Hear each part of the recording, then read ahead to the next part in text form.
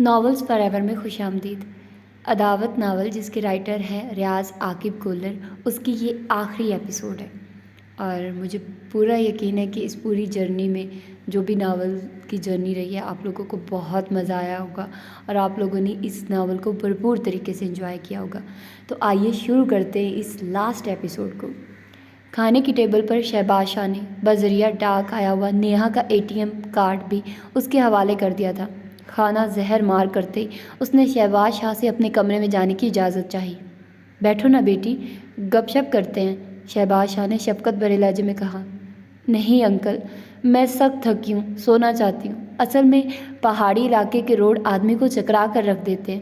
اچھا ٹھیک ہے بیٹی، آپ جائیے، آرام کریے، شہباز شاہ نے کہا اور وہ شکریہ کہتے ہوئے خوابگاہ کی طرف بڑھ گئی۔ سبحان اسے تشویش بھری نظروں سے گھورتا رہ گیا۔ نیہا کا رویہ اس کی سمجھ سے باہر تھا۔ نامعلوم وہ اس کی کس بات پر اتنی خفا تھی۔ شاید وہ دیو سائے کے برف زار میں ہونے والی اپنی توہین نہیں بھلا پا رہی تھی۔ اس کا عبد القدیر کی بیوی کا دیا ہوا لباس پہن کر اتار دینا بھی سبحان کو ششدر کر گیا تھا، مگر اس میں اتنی ہمت نہیں تھی کہ اس سے دریافت کر سکتا۔ وہ آفت کی پرکالہ اگر خاموش تھی تو اسی میں عافیت تھی۔ اسے چھیڑنے کی صورت میں وہ دوبارہ اپنی اصلی جون میں لوٹ سکتی تھی اور سبحان اب اس سے جھگڑا کرنے کا متحمل نہیں ہو سکتا تھا۔ اپنی جان سے پیاری عزیز ہستی سے بھلا کون جھگڑا کر سکتا ہے؟ وہ بھی زیادہ دیر باپ بیٹی کو کمپنی نہ دے سکا اور تھکاوٹ کا بہانہ کر کے اٹھ گیا۔ کمرے میں داخل ہوتے اسے حیرت کا جھٹکا لگا تھا۔ وہ صوفے پر کمبل اوڑھے لیٹی تھی۔ اچانک اسے یاد آیا کہ یہاں سے جانے کی آخری رات وہ بیڈ پر سوئی تھی۔ یقیناً آج اس کا نمبر صوفے پر پڑ رہا تھا، مگر اس کے ساتھ وہ یہ بھی جانتا تھا کہ وہ صوفے پر خود کو کتنا غیر آرام دہ محسوس کرتی تھی۔ نیہا کا رات کو اٹھ کر چوری سے اس کے ساتھ بیڈ پر لیٹ جانا اسے بھولا نہیں تھا۔ اس کا جی چاہا کہ اسے جگا کر بیڈ پر لیٹ جانے کا کہیں۔ چند لمحے ہمت مجتمع کرنے کے بعد اس نے نیہا کو آواز دی۔ نیہا، جاگ رہی ہو؟ اس نے کمبل سے سر نکالے بغیر ہنکارا بھرا۔ اگر بیڈ پر سونا ہے تو میں صوفے پر لیٹ جاتا ہوں۔ شکریہ، بظاہر اس نے روکھے لہجے میں کہا اور سبحان بیڈ کی طرف بڑھ گیا۔ اسے مزید کچھ کہنا لڑائی کا آغاز کرنے کے مترادف تھا۔ اتنا تو وہ بھی جانتا تھا کہ وہ کسی بہانے کی منتظر تھی۔ وہ خاموشی سے لیٹ گیا۔ اس کا دماغ نیہا کے رویے کی توجیہ کرتے کرتے نیند کی آغوش میں ڈوب گیا، جبکہ وہ اپنی قسمت پر آنسو بہاتے لیٹی رہی۔ اسے محبت بھی ہوئی تھی تو اس شخص سے جو کسی اور کو چاہتا تھا۔ بار بار اس کی نگاہوں میں کہکے لگاتے سبحان کی تصویر گھومنے لگتی۔ کتنا خوش نظر آ رہا تھا وہ ارم سے بات چیت کرتے ہوئے۔ جانے کتنی دیر وہ جاگتی رہی، یہاں تک کہ اس کی سماعتوں میں سبحان کی بھاری سانسوں کی آواز پڑی۔ کتنے اطمینان سے سو گیا ہے، اس نے تلخی سے سوچا۔ اسے دو لڑکیوں کی محبتیں میسر ہیں، اگر اطمینان کی نیند یہ نہ سوئے گا تو اور کون سوئے گا؟ وہ اٹھ کر بیٹھ گئی۔ جب پھر بھی آرام نہ آیا تو گرم شال بدن پر لپیٹتے ہوئے باہر لان میں نکل آئے۔ ہلکی ہلکی چلنے والی سرد ہوا نے اسے کپ کپا دیا تھا، مگر وہ خود پر جبر کیے لان میں ٹہلتی رہی۔ اسے محبت نہیں، رقیبوں کی جلن جگا رہی تھی۔ ایک ایسا شخص جس کی محبت میں وہ گرفتار ہو گئی تھی، جو اس کا شوہر بھی تھا پھر بھی اس کا نہ تھا۔ وہ کافی دیر لان میں ٹہلتی رہی، یہاں تک کہ سردی اس کی برداشت سے باہر ہو گئی۔ وہ دوبارہ اندر جا کر رضائی میں چھپ گئی، لیکن پھر بھی نیند اس کی آنکھوں سے کوسوں دور تھی۔ سبحان، تم نے مجھ سے بہت بھیانک انتقام لیا ہے۔ اب میں جان گئی ہوں کہ تم نے مجھے کیوں اتنی توجہ، اتنی محبت دی تھی، کیوں میرا اتنا خیال رکھا تھا۔ اس لیے تاکہ میں تمہاری محبت میں گرفتار ہو جاؤں اور پھر تم مجھے میری اوقات یاد دلا سکو۔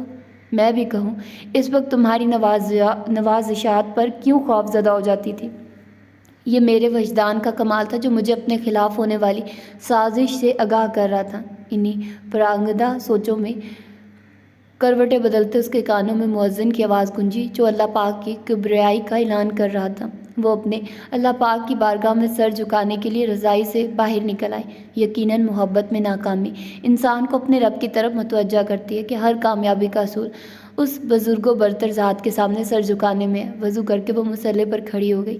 اسی اثنا میں سبحان کی آنکھ بھی کھل گئی تھی۔ نیہا کو نماز پڑھتے دیکھ کر اسے کافی حیرانی ہوئی تھی۔ وہ خود بھی وضو کرنے کے لیے رضائی سے باہر آ گیا کہ نماز وہ باقاعدگی سے پڑھتا تھا۔ البتہ دیو سائے میں گزارے ہوئے چند دنوں میں اس کی کافی نمازیں قضا ہوئی تھی۔ وضو کر کے وہ خوابگاہ سے باہر نکل گیا۔ شہباز شاہ بھی اسے اپنے کمرے سے باہر نکلتا دکھائی دیا۔ دونوں اکٹھے مسجد کی سمت بڑھ گئے۔ نیہا نماز پڑھ کر کافی دیر ہاتھ اٹھائے اپنے رب سے ہم کلام رہی، جانے کتنی معافیاں مانگی، کتنی لغزشوں اور غلطیوں کا اعتراف کیا، اور پھر ایک مطالبہ سامنے رکھا کہ اس کا شوہر اسے قبول کر لے۔ آمین کہہ کر اس نے چہرے پر ہاتھ پھیرے اور اپنا کمبل اٹھا کر بیڈ کی طرف بڑھ گئے۔ اسے سبحان کی روزمرہ معلوم تھی، نماز کے بعد وہ باقاعدگی سے ورزش کرنے جاتا تھا۔ اس مرتبہ کمبل میں گھستے ہی اس کی آنکھیں بند ہونے لگی۔ سبحان کی واپسی تک وہ گہری نیند میں ڈوب گئی تھی۔ مسجد سے واپسی پر سبحان نے اسے بیڈ پر لیٹے دیکھ کر سکھ کا سانس لیا تھا۔ ٹریک پہن کر وہ لان میں نکل آیا۔ گھنٹہ بھر کی بھاگ دوڑ کے بعد وہ ڈرائنگ روم میں آ گیا۔ شہباز شاہ اخبار پڑھ رہا تھا، وہ اس کے ساتھ بیٹھ کر گپے لگانے لگا۔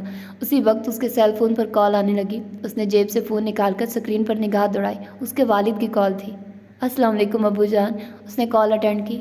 سبحان بیٹا، اتنا کہہ کر احسان الحق کی آواز بھرا گئی تھی۔ جی ابو جان، خیر تو ہے؟ وہ ایک دم گھبرا گیا تھا۔ بیٹا تمہارے دادا نہیں رہے، احسان الحق کی سسکی آواز نے گویا اس کے سر پر بم پھوڑ ڈالا تھا۔ کیا؟ سبحان کے منہ وحشتناک آواز برآمد ہوئی۔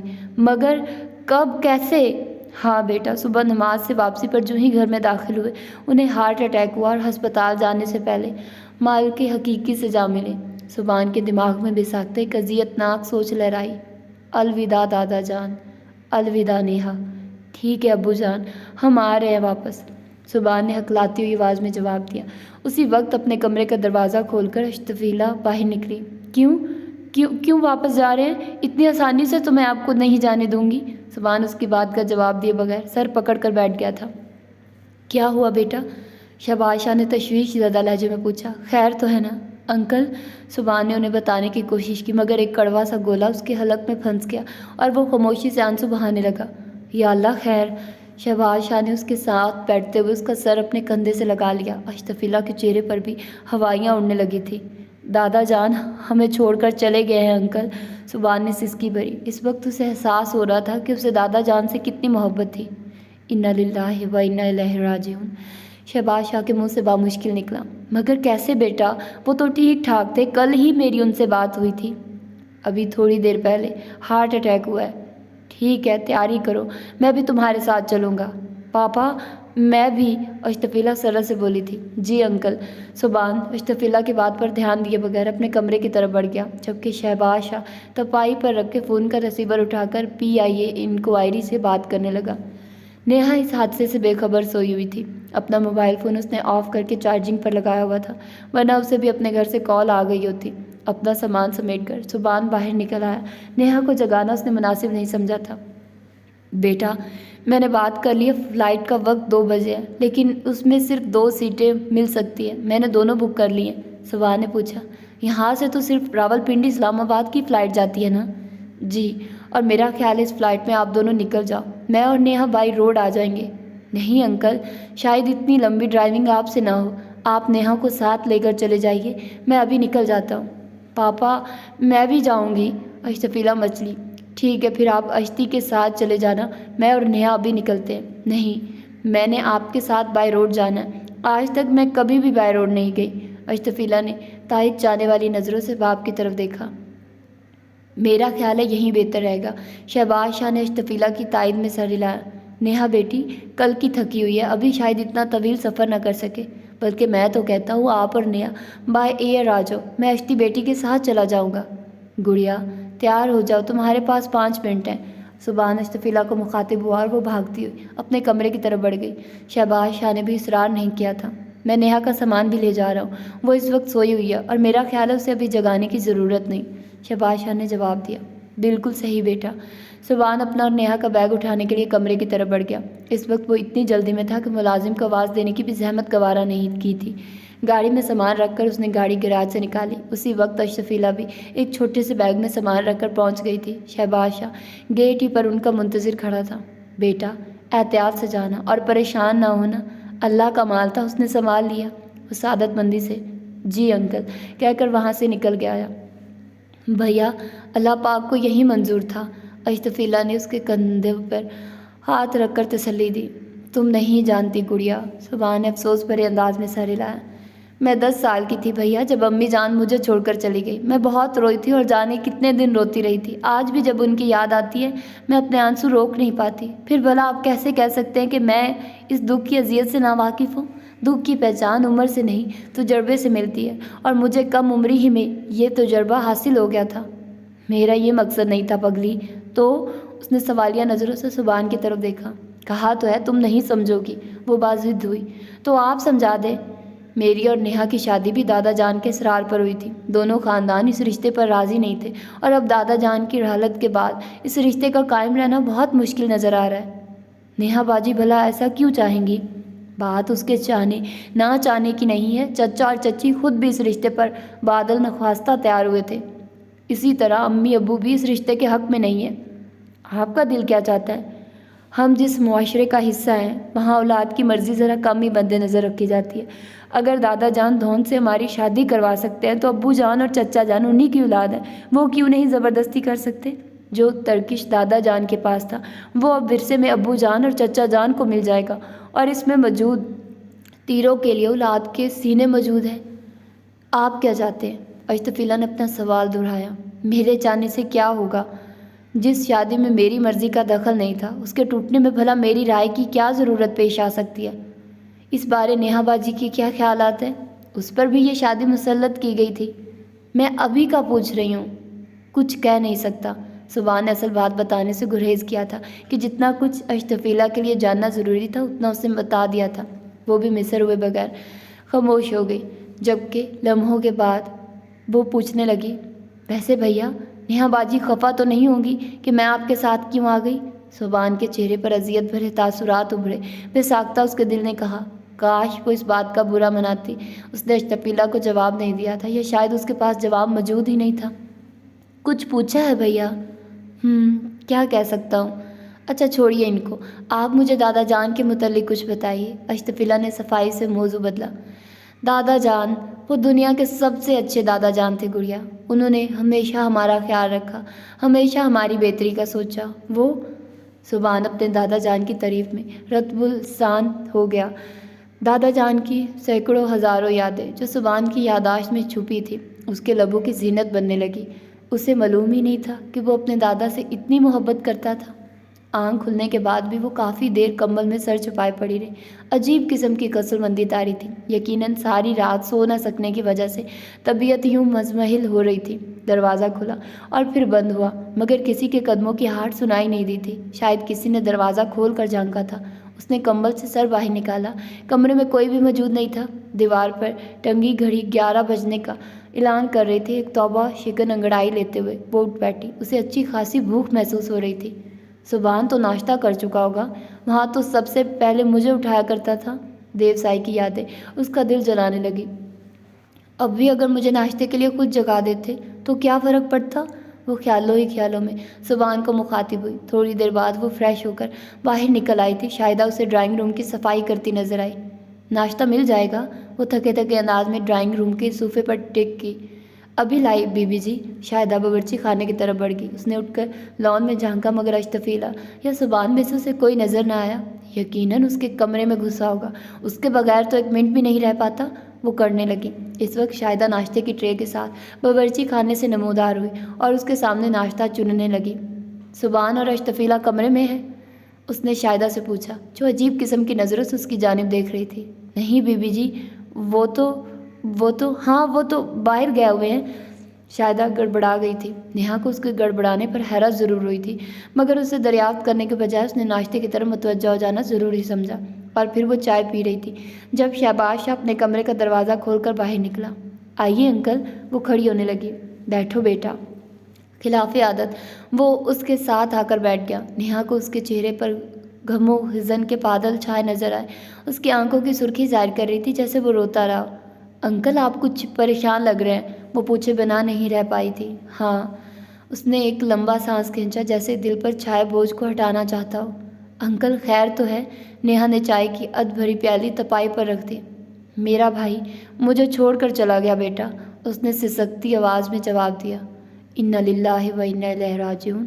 نیہا دکھی ہو گئی تھی۔ کب انکل؟ کیا بیمار تھے؟ اور آپ کے بھائی کو کبھی یہاں تو نہیں دیکھا؟ شہباز شاہ اس کے سر پر ہاتھ رکھتا ہوا بولا، नेहा बेटी, तुम्हारे दादा जान नहीं रहे। पहले पहल तो नेहा को अपनी समातों पर धोखे का गुमान हुआ, मगर दिमाग जो कुछ समझ चुका था वो नाकाबिले यकीन सा था। अंकल, मैं कुछ समझ नहीं पाई। आप? बेटा, आज सुबह तुम्हारे दादा जान, मेरे भाई और मेरे मोहसिन हार्ट अटैक की वजह से हमें छोड़कर बहुत दूर चले गए। अंकल, आप ये क्या कह रहे हैं? उसकी ज़बान लड़खड़ाने लगी।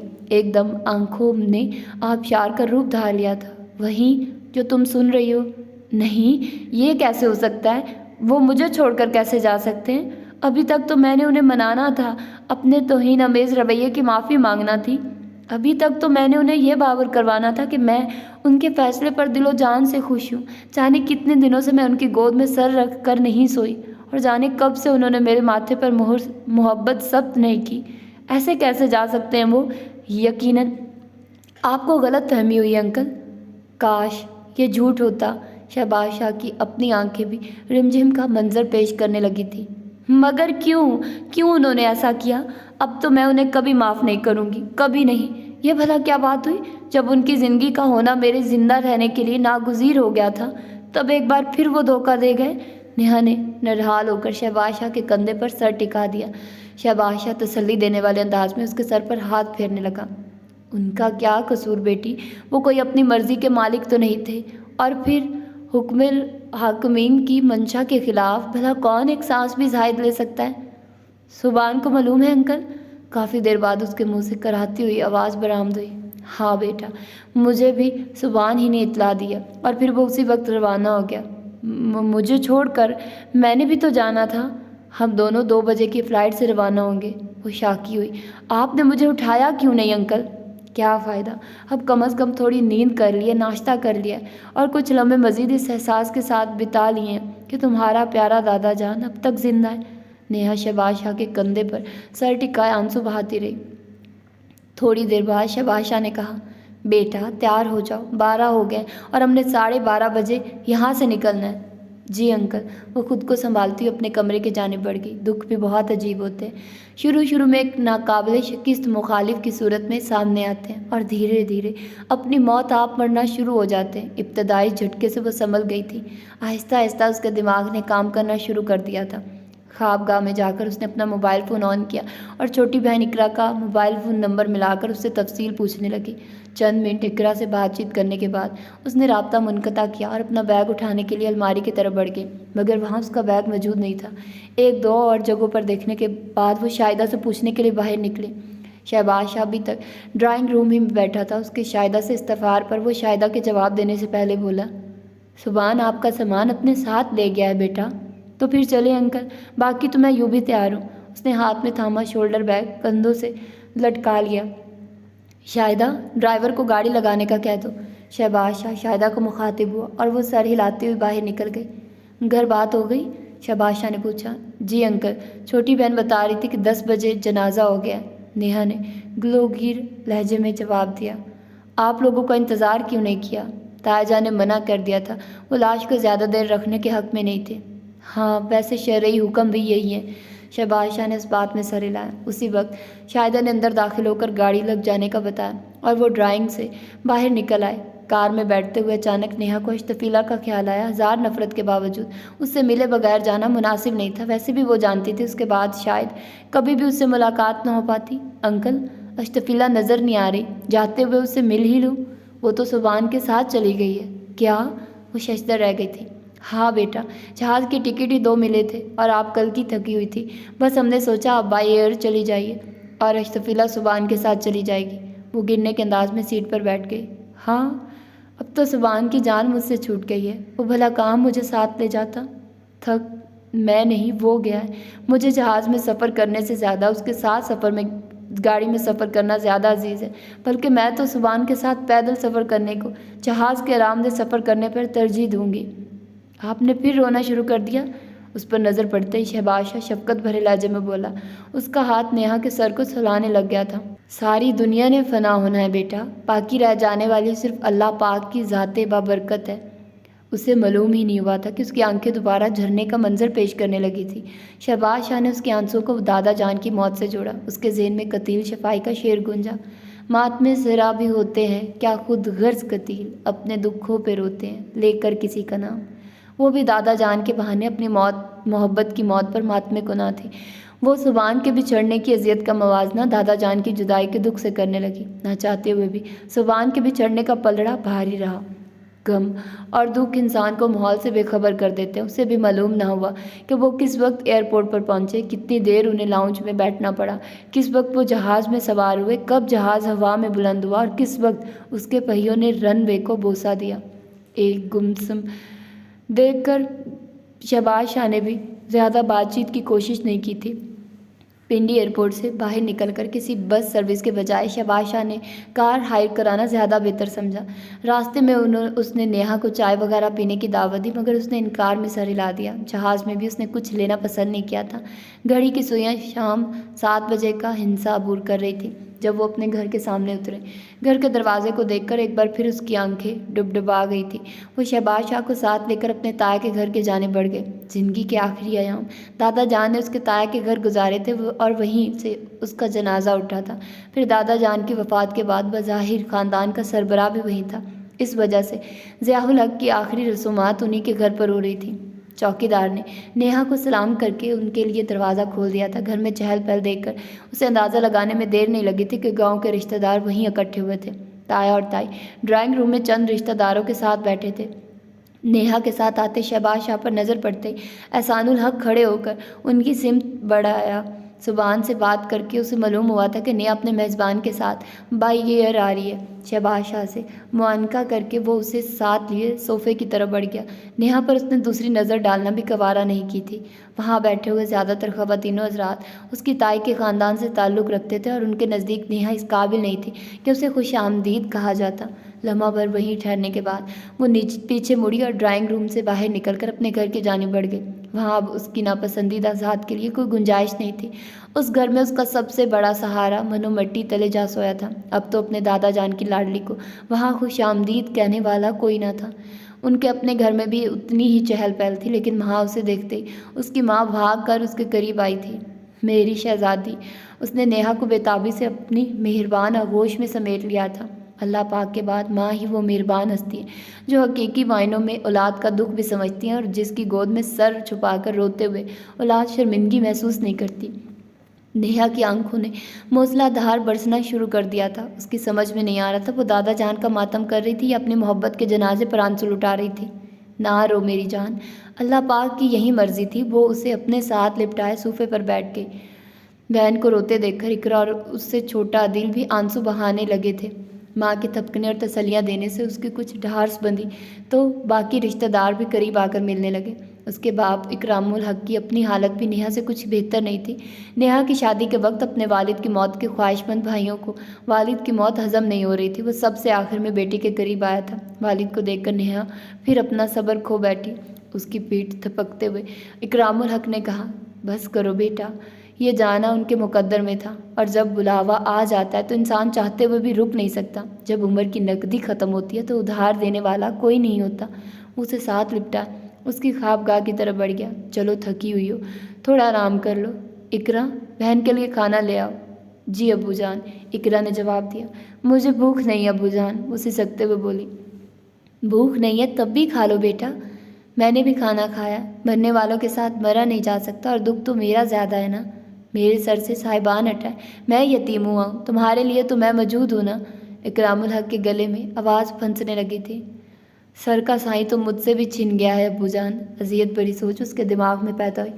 آپ کو تو صرف اپنے ابو کا دکھ پہنچا ہے، میری تو دنیا ہی لٹ گئی ہے۔ کسی سے اس کی محبت کا چھن جانا مرنے سے کم اذیت تو نہیں دیتا۔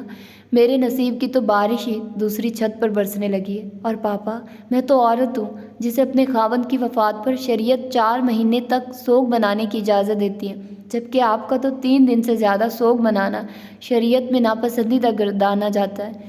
پھر آپ کا دکھ مجھ سے زیادہ کیسے ہو گیا؟ اگر آپ یہ کہیں کہ سبحان مرا نہیں تو مر جانا اور چھوڑ جانا ایک برابر ہی تو ہوتا ہے، بلکہ مرنے والے پر ایک دن صبر آ جاتا ہے، چھوڑ جانے والا ساری زندگی رلاتا ہے۔ وہ یہ ساری باتیں سوچ سکتی تھی، اس کے اندر اتنی جرت مفقود تھی کہ ان خیالات کو الفاظ کا جامہ پہناتی۔ زبان سے وہ فقط اتنا ہی کہہ پائی تھی، آپ ٹھیک کہہ رہے ہیں ابو جان۔ दोपहर ढले सुभान ने एक होटल की पार्किंग में गाड़ी मोड़ी। सुबह वो नाश्ता भी नहीं कर सके थे। खुद उसकी तो भूख मर गई थी, लेकिन उसे साथ बैठी इश्तफीला का ख्याल रखना तो ज़रूरी था।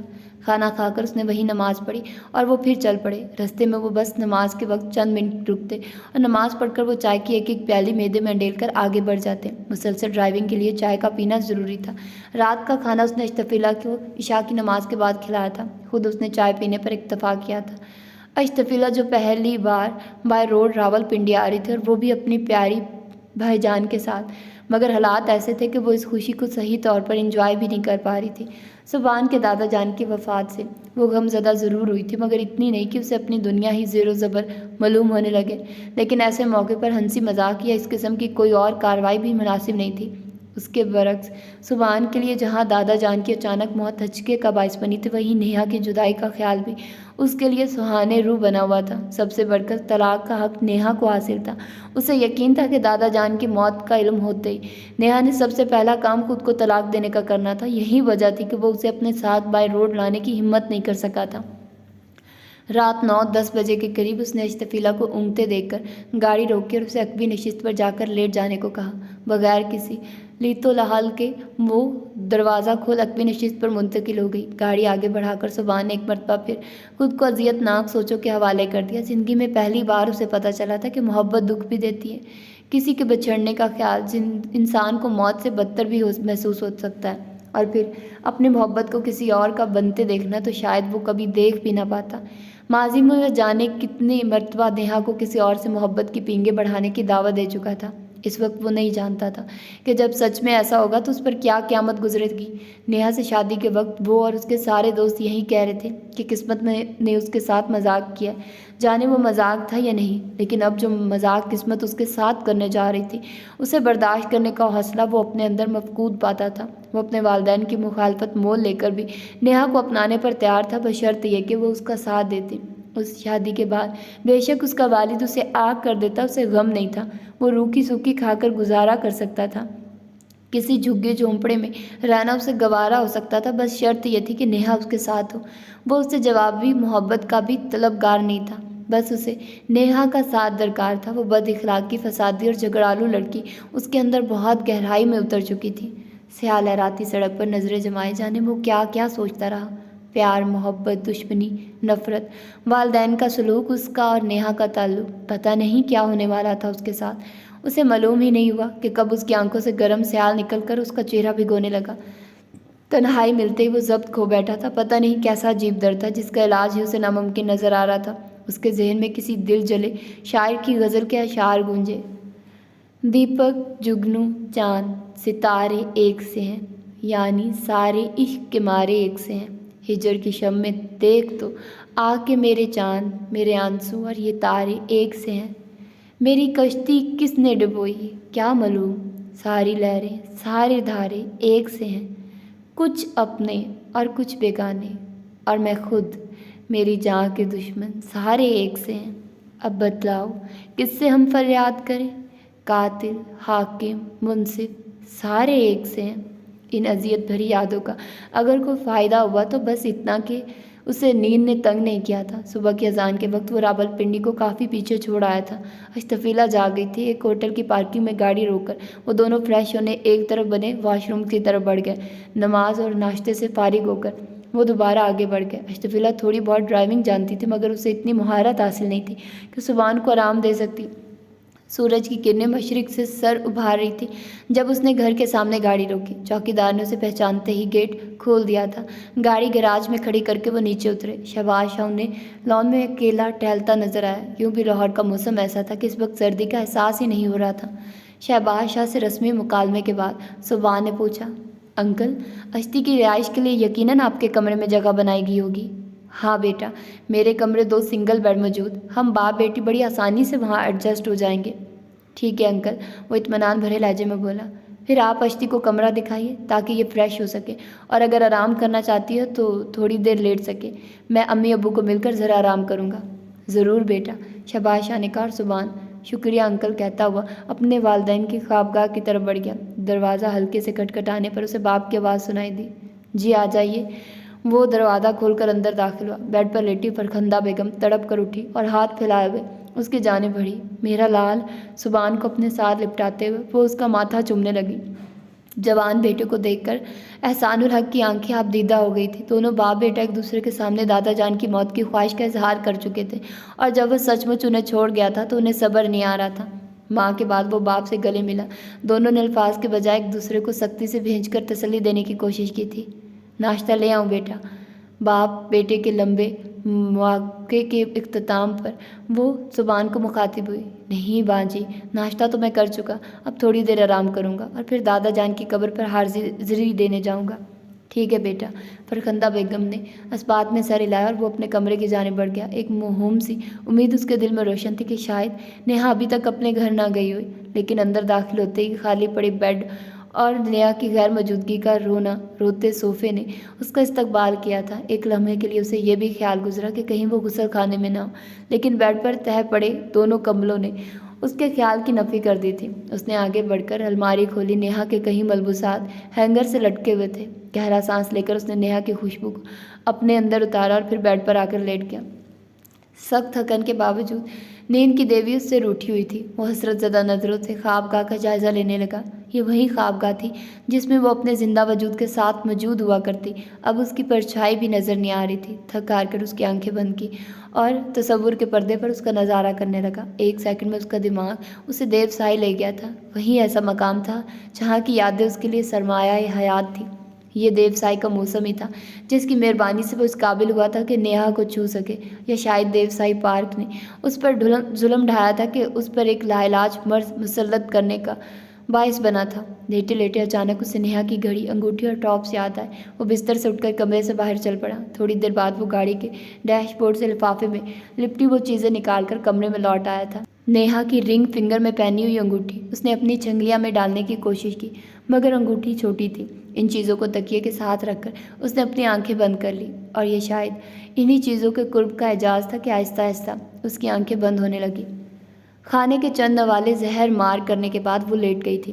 اقرا برتن سمیٹ کر باہر نکل گئی۔ وہ اپنی ہم راز و ہم جولی خوابگاہ میں خود کو اجنبی محسوس کر رہی تھی۔ وہیں بیڈ جس کا لمس اسے نیند کی گہری وادیوں میں دھکیل دیتا تھا، آج اس کی مدد کرنے سے قاصر نظر آتا تھا۔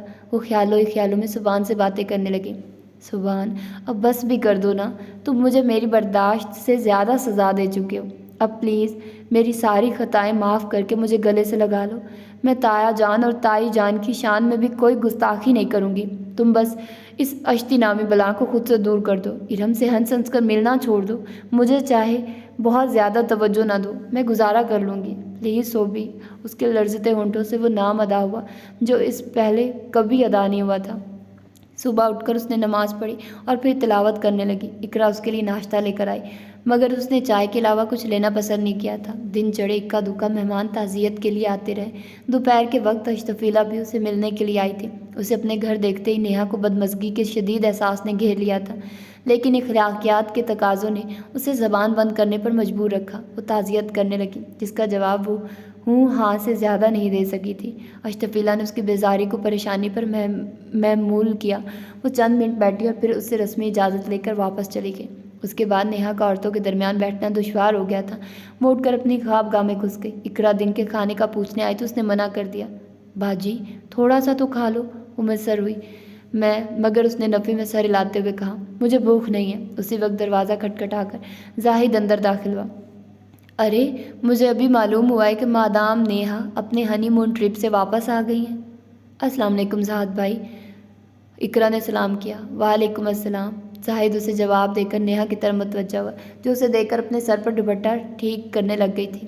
کیسے ہو زاہد بھائی؟ اس نے مخمون لہجے میں پوچھا۔ بالکل فٹ، آپ کے دادا جان کا بہت افسوس ہوا۔ اس نے رسمی سے لہجے میں تعزیت کی۔ بہرحال جو اللہ کو منظور۔ جی صحیح کہا آپ نے، اس نے مختصراً جواب دیا۔ زاہد بیڈ کے ساتھ دھری آرام دہ کرسی پر ٹک گیا۔ اور سناؤ، دن کیسے گزرے؟ ٹھیک ہی تھے۔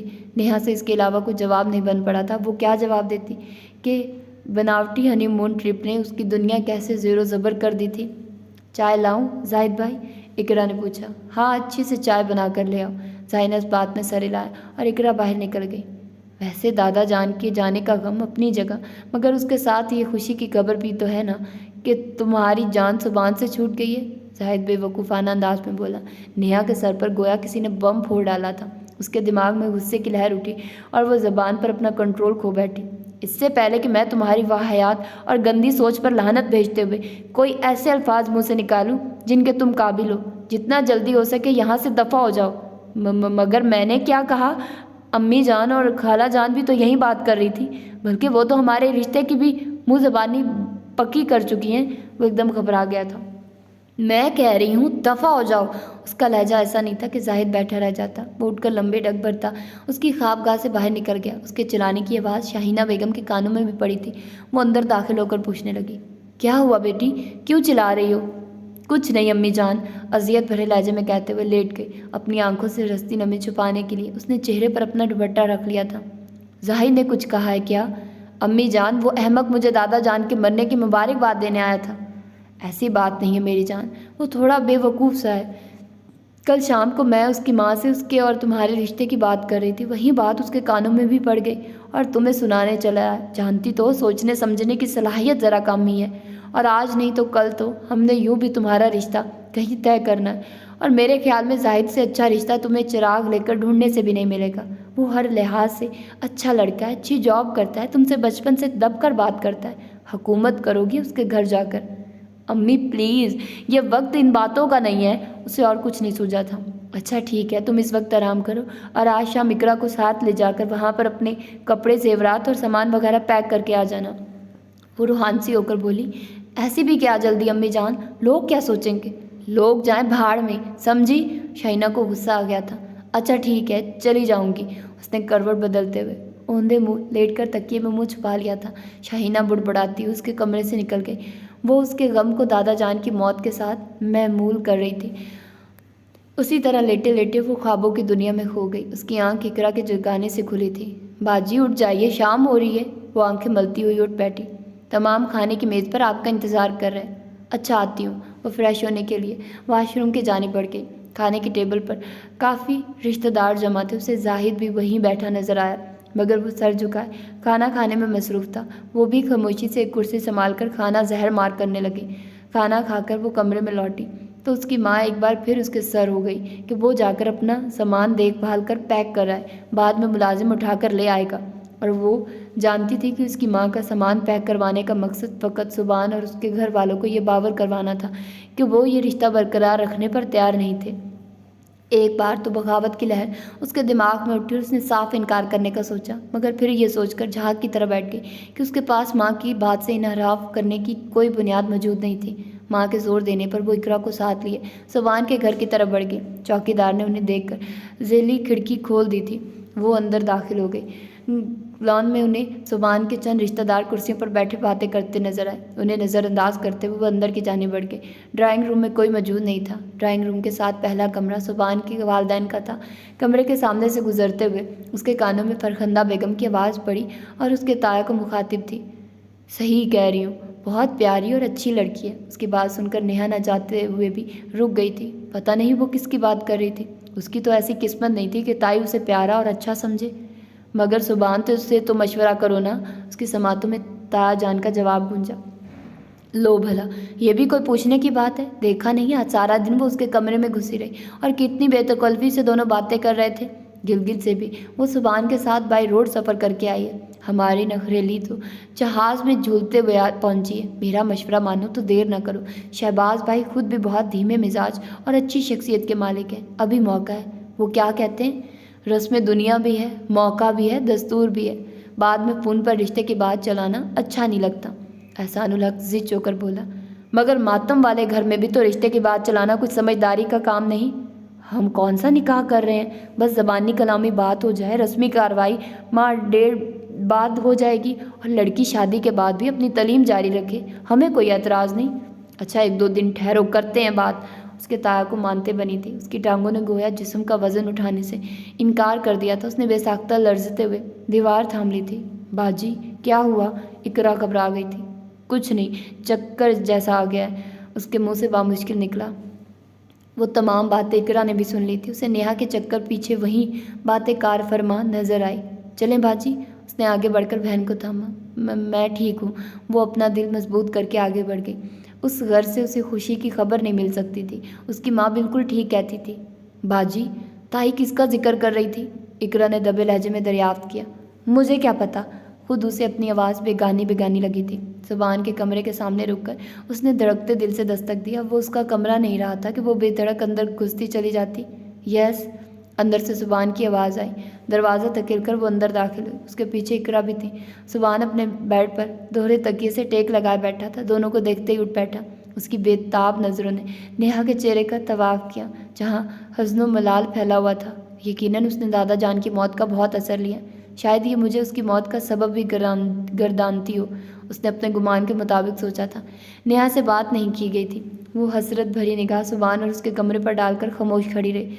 उसके जहन में तो वहाँ पहले दिन की आमद की फिल्म चल रही थी। इस वक्त वो खुद को जितना बेबस और मजबूर समझ रही थी, उससे कहीं गुना ज़्यादा अभी वो कैफियत उस पर तारी थी। भाईजान, हम नेहा बाजी का सामान पैक करने आए हैं।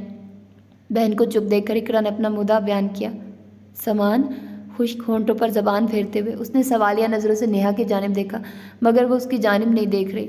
आंखों में पैदा होने वाले सैलाब रोकने के लिए पलकों का पश्ता कमज़ोर पड़ता जा रहा था। वो सख्त बेबसी महसूस कर रही थी। या अल्लाह पाक, क्या मैं रुसवा होकर यहाँ से निकलूँगी? उसने दिल ही दिल में दुआ मांगी कि सुबान वहाँ से चला जाए। उसकी मौजूदगी में वो खुद को हद दर्जा कमज़ोर महसूस करने लगी थी। उसे यूँ बेगानगी पर आमादा देखकर वो इकरा की जानिब मुतवज्जह हो गया।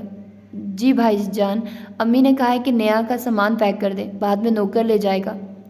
ठीक है, सुबान बामुश्किल बोला। आप लोग इत्मीनान से सामान पैक करिए। ये कहकर वो लंबे लंबे डग भरता कमरे से निकलता चला गया। वो अपनी नज़रें नेहा के मलीह चेहरे से नहीं हटा पा रहा था। खुद को तमाशा बनाने से रोकने के लिए उसे बाहर निकलना पड़ा। नेहा गहरा सांस लेकर सोफे पर बैठ गई। बाजी, आप इतनी परेशान क्यों हैं? इकरा सवाल किए बगैर नहीं रह सकी। दादा जान की याद आ रही है। अपने हज़्नो मलाल को उसने दादा जान की वफ़ात की तरफ मोड़ा, और उसमें कुछ न कुछ हकीकत मौजूद भी थी। वो दादा जान की लाडली थी, और उनकी मौत का दुख इससे बढ़कर भला किसको होता?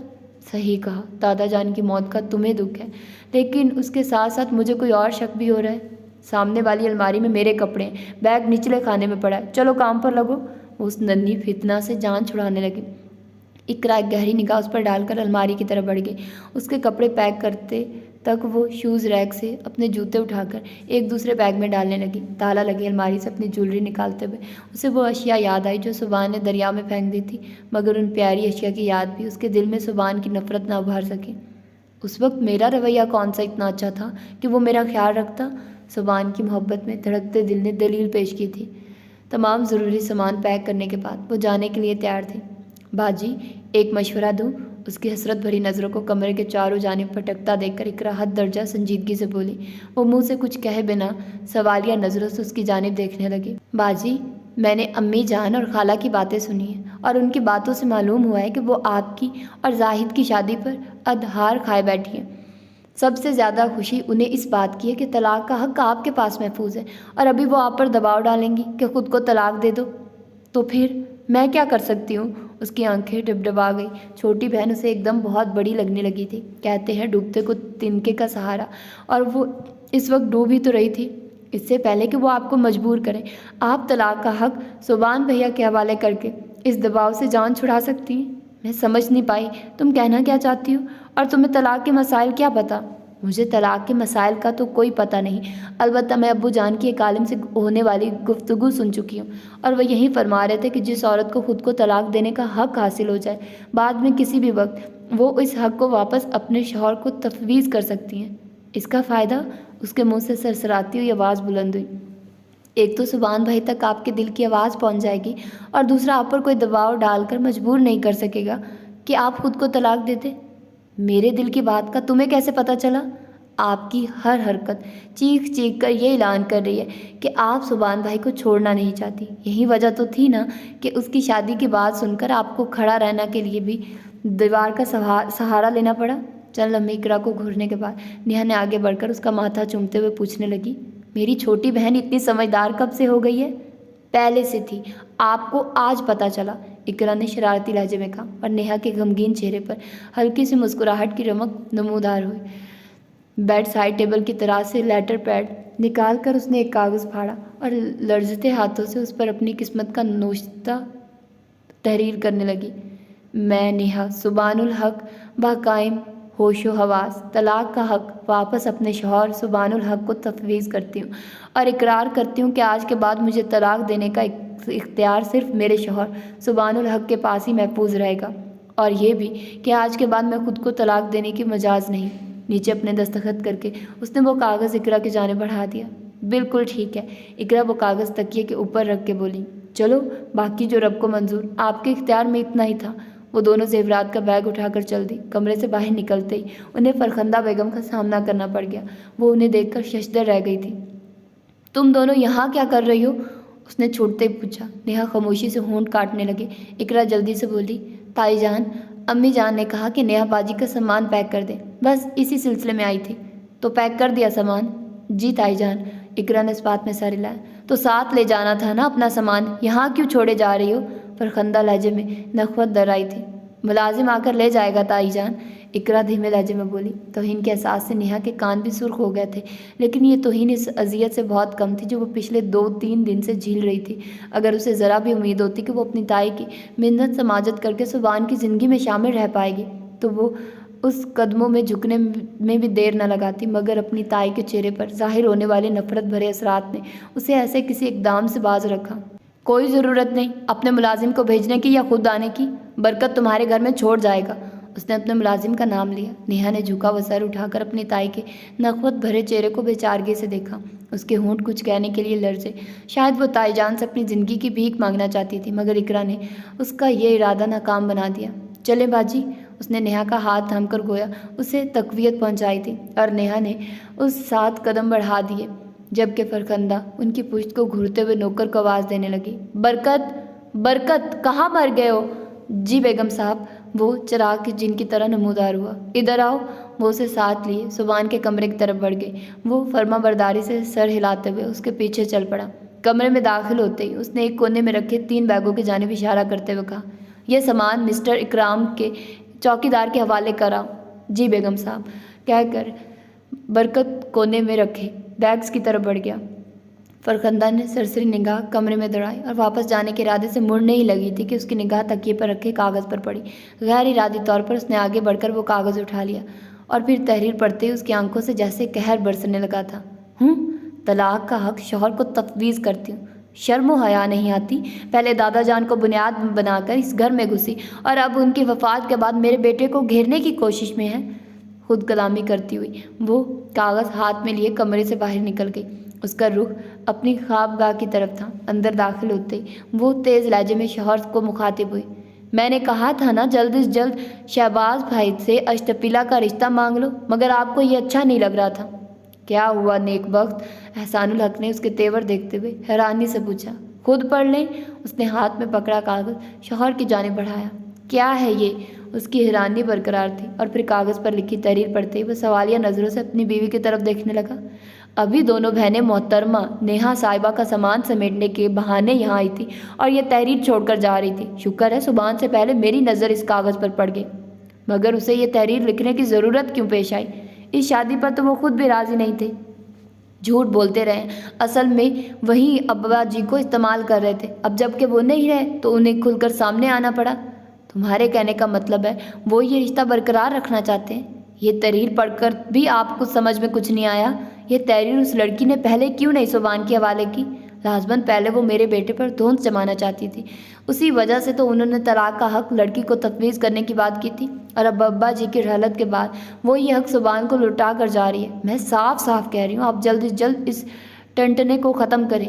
ٹھیک ہے، لیکن سبحان سے تو پوچھ لو۔ سبحان سے کیا پوچھ لوں؟ وہ تو خود اس لڑکی سے نالا ہے، بھول گئے ہو کتنا چینخا چلایا تھا؟ میں کہہ رہا ہوں کیا اسے اشتفیلہ بطور دلہن قبول ہے؟ اس میں شک کی کیا ہے؟ وہ دونوں ایک دوسرے کو پسند کرتے ہیں، اسی وجہ سے تو وہ ہر وقت سبحان کے کمرے میں گھسی رہتی ہے۔ وہ اسے سوبی بھیا کہہ کر بلاتی ہے۔ تو کیا؟ فرخندہ بیگم انسی، ساری لڑکیاں شادی سے پہلے لڑکوں کو بھائی کہہ کر ہی مخاطب کرتی ہیں۔ بھائی کہنے سے کوئی بھائی تو نہیں بن جاتا نا؟ تو پھر تم ایک بار سبحان کا اندیا تو لے لو۔ احسان الحق بادل نخواستہ راضی ہوتا وہ بولا۔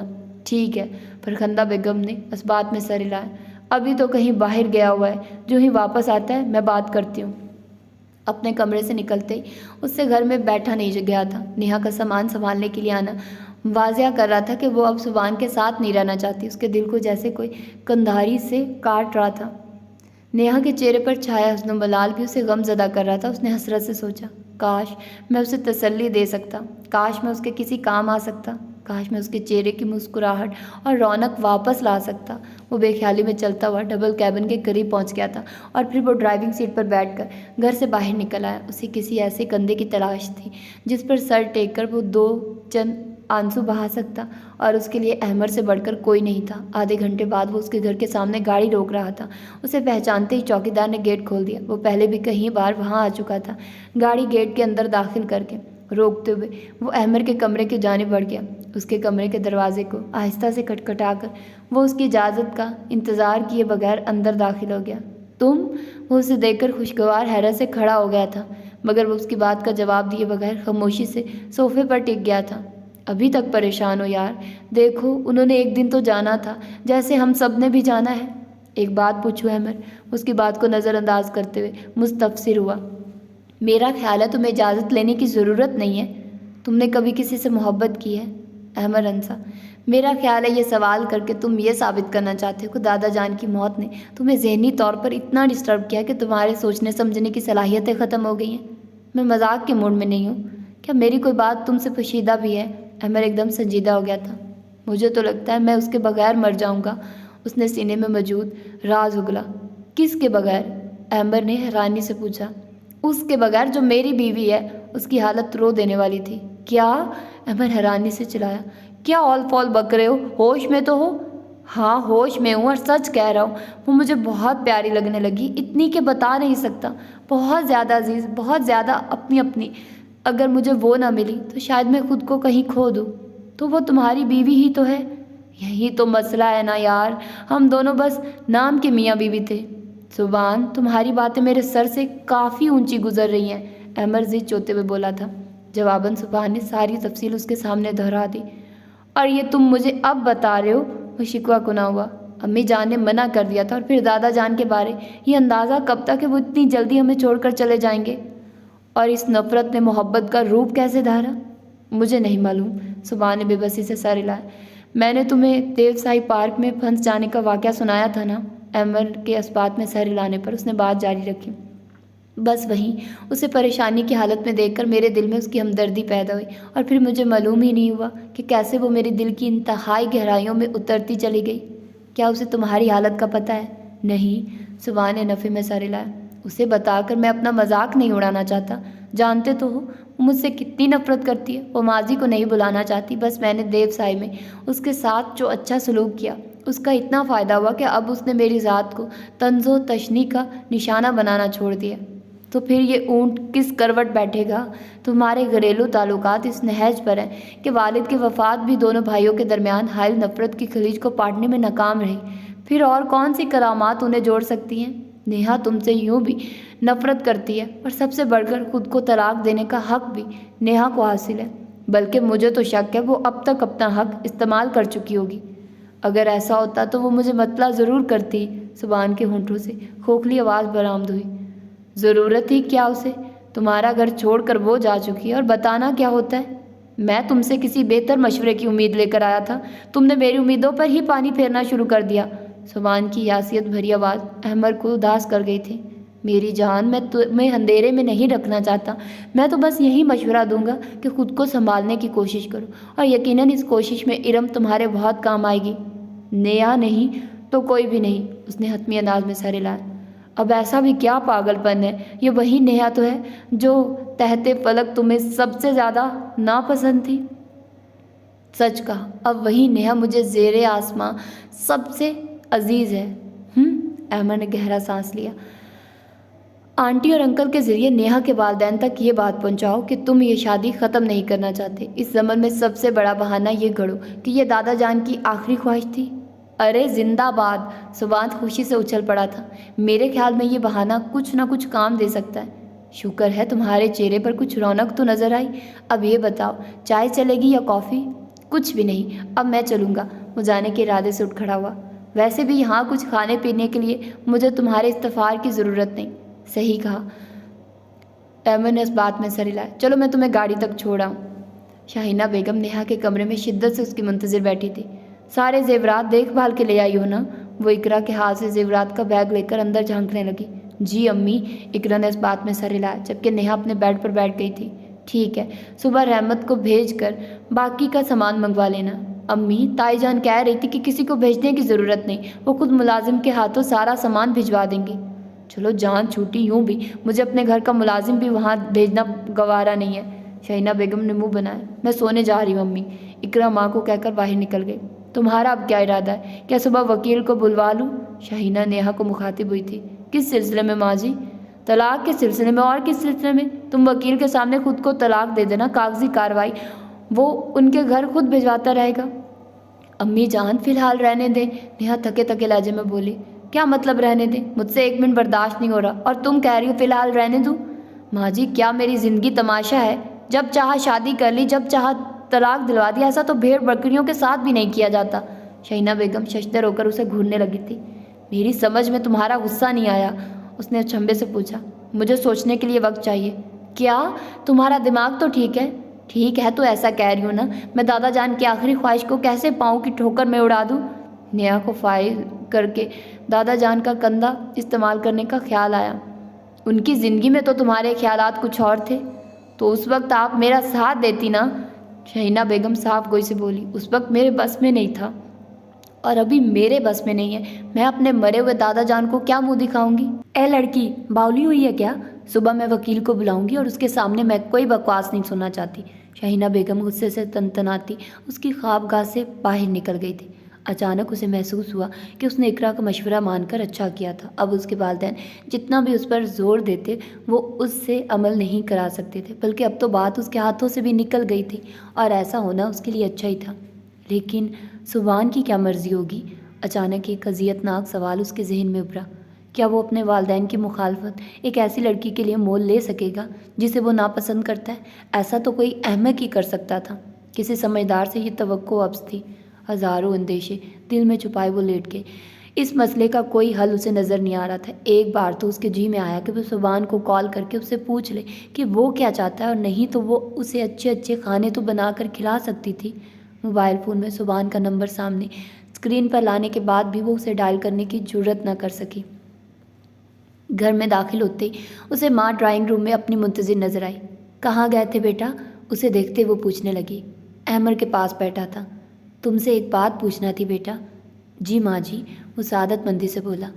یہاں نہیں، اپنے کمرے میں چلو، فرخندہ بیگم نے کہا اور وہ سر ہلاتا ہوا اپنی خوابگاہ کی طرف بڑھ گیا۔ جی ماں جی، حکم کریں۔ بیڈ پر بیٹھ کر وہ جوتوں کے تسمے کھولنے لگا۔ آج اکرام الحق کی دونوں بیٹیاں آئی تھیں نیہا کا سامان پیک کرنے۔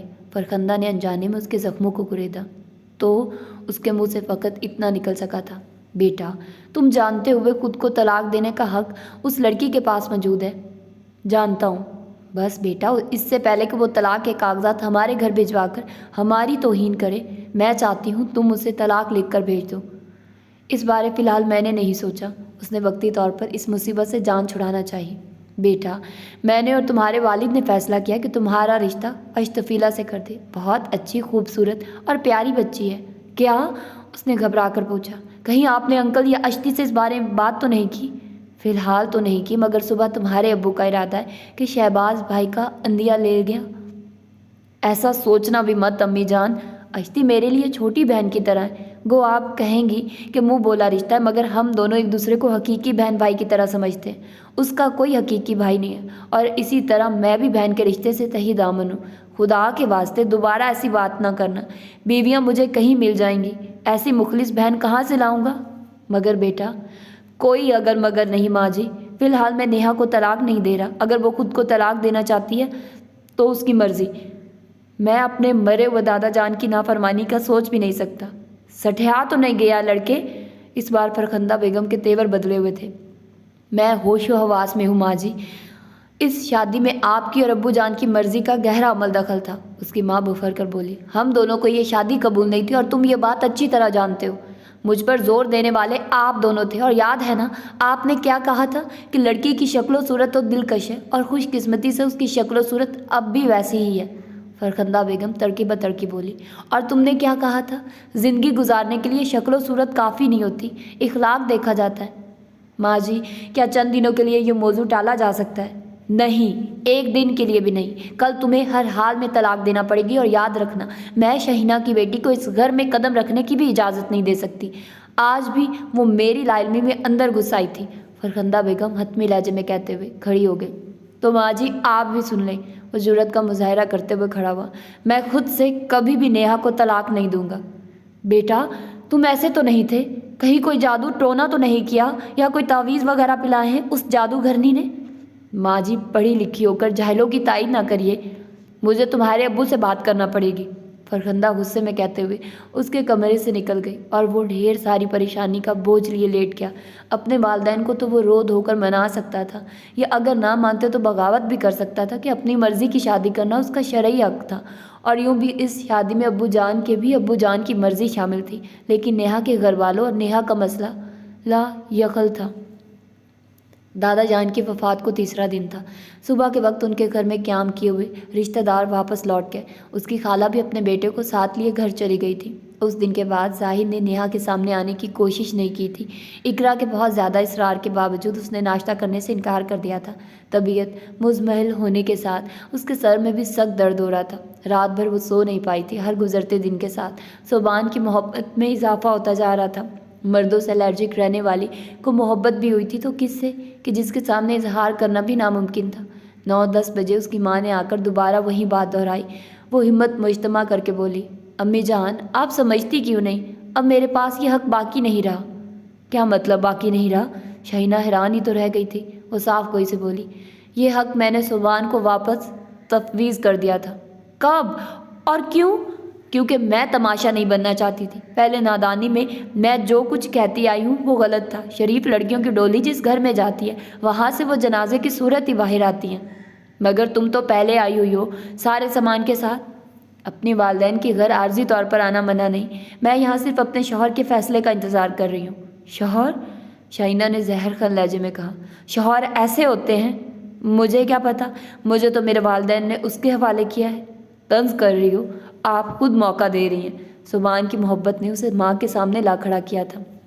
مرو، خود ہی بھگتو گی، اور تمہارے شوہر میں مجھے اتنی غیرت نظر نہیں آتی کہ تمہاری وجہ سے گھر والوں کا سامنا کرے۔ دیکھ لینا کل پرسوں تک وہ طلاق کے کاغذ تمہارے منہ پر مار جائیں گے۔ اس وقت پوچھوں گی شوہر کی زوجہ محترمہ سے، طنزیہ لہجے میں کہتی وہ پاؤں پٹکتی ہوئی نیہا کی خوابگاہ سے نکل گئی۔ اس کی بات میں نیہا کو سر منہ شک نہیں تھا، لیکن اس کے باوجود وہ دل میں ہلکی سی چوٹ جگائے صوبان کی منتظر تھے۔ ناشتے کی میز پر شہباز شاہ نے اعلان کیا کہ وہ شام 4 بجے کی فلائٹ سے واپس گلگت لوٹ رہے ہیں۔ انکل چند دن تو مزید رہتے؟ صوبان ملتجی ہوا، پھر کبھی صحیح بیٹا، فی الحال چند ضروری کام ادھورے چھوڑ آیا ہوں۔ تو میری بہن کو یہیں چھوڑ جاتے؟ صوبان نے اشتی کی سفارش کی، جو آنکھوں ہی آنکھوں میں اسے ایسا کرنے کا کہہ رہی تھی۔ نہیں، اس کی پڑھائی کا بہت عرض ہو رہا ہے۔ پاپا 2-3 دن اور، اشتفیلہ نے منہ بسورا۔ ضد نہیں کرتے، آج کا دن ہے، اپنے بھائی کے ساتھ لاہور گھوم پھر لو۔ شہباز شاہ نے انکار میں سر ہلاتے ہوئے مشورہ بھی دے دیا۔ بھائی جان 2-3 دن کی تو بات تھی، فرخندہ نے بھی اشتفیلہ کی سفارش کر دی۔ ہم پھر آئیں گے بہن جی، اپنا ہی گھر ہے، بلکہ میں وعدہ کرتا ہوں کہ اشتی کے امتحانات کے بعد میں اسے خود یہیں چھوڑ کر جاؤں گا۔ صحیح تو کہہ رہا ہے شہباز بھائی، احسان الحق نے اس کی طرف داری کی۔ اور یوں بھی گھر میں ماتم کے ہنگام میں اپنی پیاری سی بیٹی کے لیے ہم کوئی فنکشن وغیرہ بھی ارینج نہیں کر سکتے۔ احسان الحق کی بات پر تمام نے اس فیصلے کو قبول کر لیا تھا۔ ناشتے کے بعد اشتفیلہ صوبان کے سر ہو گئی کہ وہ اسے لاہور گھما لائے۔ 2 بجے تک صوبان اسے لاہور کے مشہور مقامات دکھاتا رہا۔ اس دوران وہ اسے مارکیٹ بھی لے گیا اور اچھی خاصی شاپنگ بھی کروا دی۔ گھر لوٹتے ہوئے وہ جیسے ہی گیٹ کے سامنے پہنچے، صوبان کو نیہا اپنے گھر سے باہر آتی دکھائی دی۔ صوبان کی ساری حسیات آنکھوں میں سمٹ آئی تھی۔ دشمن جا کا یوں اچانک دیدار ہو جانا ہفتے اقلیم ملنے سے بڑھ کر تھا۔ بھیا میں نیہا باجی کو مل لوں؟ اشتفیلہ نے بھی نیہا کو دیکھ لیا تھا۔ ہاں مل لو۔ صوبان نے گاڑی اپنے گیٹ کے سامنے روک دی۔ اشتفیلہ گاڑی سے اتر کر نیہا کی جانب بڑھ گئی، جو ان کی گاڑی کو دیکھتے ہی اپنی جگہ پر جیسے جم گئی تھی۔ السلام علیکم باجی۔ اشتفیلہ نے اس کے قریب جا کر مصافحے کے لیے ہاتھ بڑھایا۔ वालेकुम अस्सलाम, नेहा के होंठों से बामुश्किल निकला था। बाजी, आज हमने वापस लौटना है। मैं आपके घर अलविदाई मुलाकात के लिए आने वाली थी, लेकिन आप शायद कहीं जा रही हैं, इसलिए मैंने सोचा अभी जाने की इजाज़त ले लूँ। कहाँ से आ रही हो? नेहा ने बज़ाहिर सरसरी अंदाज में पूछा था कि इन अखियों से वो गाड़ी में बैठे सुबानी को देख रही थी, जो उसी तरफ मुतवज्जा था। बस घूमने गए थे, थोड़ी शॉपिंग की है और वापस लौट आए हैं। अंकल को मेरा सलाम कह देना और माजरत भी कर देना कि मैं उन्हें वक्त नहीं दे पाई। असल में दूसरा दिन है, मेरी तबीयत नासाज है। ये कहकर उसने अश्तफिला से अलविदाई मुसाफा किया और वापस घर की तरफ मुड़ गई। वो ताज़ा हवा में सांस लेने निकली थी, दिल में ढेर सारी घुटन लिए अपने कमरे को लौट गई। अश्तफिला भी वापस चल पड़ी। क्या कह रही थी तुम्हारी नकचड़ी भाभी? सुबह ने बज़ाहिर बेपरवाही से पूछा, मगर उसका अंग अंग अश्तफिला के जवाब का मुंतज़िर था। कुछ नहीं भैया, बस माजरत कर रही थी कि वह पापा को मिलने नहीं आ सकी, और ये कि उसकी तबीयत नासाज है। क्या हुआ उसकी तबीयत को? सुभान अपनी घबराहट नहीं छुपा सका था। इतनी तफसील में जाने की ज़रूरत मैंने भी महसूस नहीं की, क्योंकि वो मुझसे सीधे मुंह बात करना गवारा नहीं करती। कल उसके यहाँ ताज़ियत के लिए गई थी, इतना रूखा फीका रवैया और लातल्की का इजहार कर रही थी, गोया उसकी सौकन ही तो हूँ। बदतमीज़ी नहीं करते अश्ती, सुभान ने उसे डांटा। बदतमीज़ी कब की है भैया? वो रूहान सी होने लगे। आप भी ना बस छोटी बहन पर ही रोब झाड़ते रहना।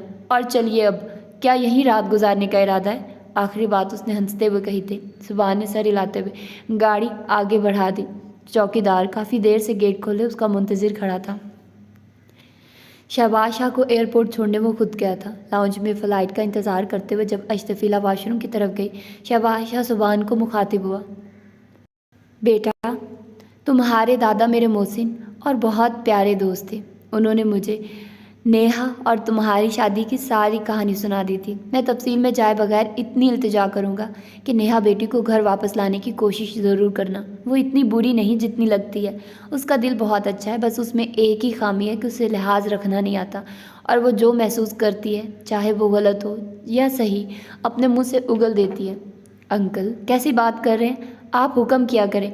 मैंने कभी आपको दादा जान से कम अहमियत नहीं दी। और फिक्र ना करें, मैं पूरी कोशिश करूँगा मेरा रिश्ता नेहा से टूटने ना पाए। और मुझे ये बात करते हुए शर्मिंदगी महसूस नहीं होती कि मैं कई बार तुम्हारी और अश्तफिला की गुफ्तगू छुप कर सुन चुका हूँ, और ऐसा करना मेरा हक बनता था बेटा, कि मैं एक जवान बेटी का बाप हूँ। और आज मुझे इस बात पर फ़ख्र महसूस हो रहा है कि अश्तफिला की भाई की ख्वाहिश जो मैं पूरी ना कर सका, वो अल्लाह पाक ने तुम्हारी शक्ल में उसके हवाले कर दी। शुक्रिया अंकल, अश्ती मेरी छोटी बहन ही तो है। मैं भी तो इस रिश्ते के लिए तरसा हुआ था। एक और बात बताऊं? शहबाज शाह का अंदाज़ इंकशाफ करने वाला था। जी अंकल, ज़रूर। वो पूरे इश्तियाक नज़रों से उसकी जानिब देखने लगा। नेहा बेटी तुम्हें बहुत ज़्यादा चाहती है। शहबाज शाह ने धमाका किया। क्या? कैसे अंकल? सुभान की सांस अथल पथल होने लगी थी। ये बाल धूप में सफ़ेद नहीं हुए बेटा। अंकल, हो सकता है आपको गलत फहमी हुई हो। चलो देखते हैं। शहबाज शाह ने मुस्कुराकर बात ख़त्म कर दी कि अश्तफिला उनके करीब पहुंच चुकी थी। फ़्लाइट की अनाउंसमेंट के साथ वो उनसे अलविदाई मुसाफा करके वापस मुड़ गया। जाते जाते अश्तफिला ने उससे अगली गर्मियों में गिलगित आने का वादा ले लिया था। अपने कमरे में आकर वो काफ़ी देर रोती रही थी। ये मुझे चैन क्यों नहीं पड़ता? एक ही शख्स था जहान में क्या। और फिर इकरा के आने पर उसने जल्दी जल्दी आंसू पूछ लिए, लेकिन आंखों की सुर्खी छुपाने में नाकाम रही थी। बाजी, क्या होता जा रहा है आपको? वो उसके साथ बेड पर बैठकर हमदर्दाना लहजे में पूछने लगी। मुझे क्या होना है भला? कुछ भी तो नहीं। उसने बात बनाने की कोशिश की। किसे धोखा दे रही हो, खुद को या मुझे? क्या करूं, कहाँ जाऊं? अम्मी जान मुझे अपने भांजे के साथ नथी करना चाहती हैं। अब्बू जान भी अपने दुश्मन भाई के घर भेजने पर तैयार नहीं। सास ससुर मेरी शक्ल देखने के रवादार नहीं। और जिसकी मोहब्बत में मुझसे खाना पीना छूट गया है, वो नित नहीं महबूबाएँ के साथ शॉपिंग करता फिर है। परेशान क्यों होती हो बाजी? सब ठीक हो जाएगा। कैसे होगा ठीक? एक सुबान ही मेरा साथ देने पर तैयार हो जाता तो मुझे किसी की परवाह नहीं थी, मगर मेरा दुश्मन नंबर 1 एक तो वही है। उसी ने अपनी तवज्जो की तावीज़ पिला पिला कर मेरा ये हाल कर दिया कि अब उसके बगैर सिर्फ मौत ही नज़र आती है। आप उससे दो टोक बात क्यों नहीं कर लेती?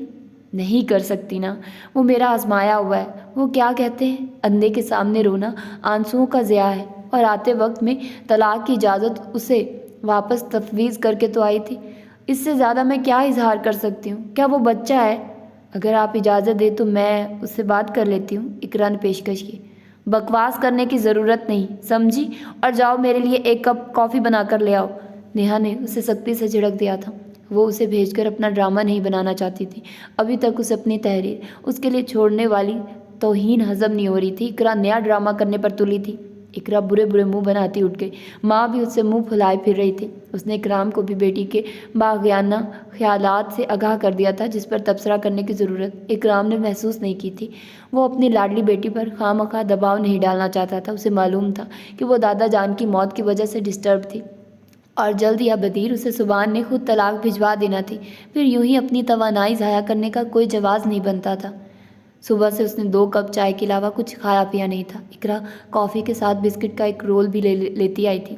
तुअन व करहन उसने चंद बिस्किट जहर मार कर लिए थे। रात को इकरा ने ज़बरदस्ती से चावल खिलाने की कोशिश की, लेकिन वो 2-3 चम्मच से ज़्यादा नहीं खा सकी थी। खाने के बाद इकरा ने उसे दूध के गिलास में ख्वाब आवर दवाई मिलाकर पिला दी, ताकि वो रात को तो आराम से सो सके। और फिर वो उसके सो जाने तक वहीं बैठकर किताब पढ़ती रही।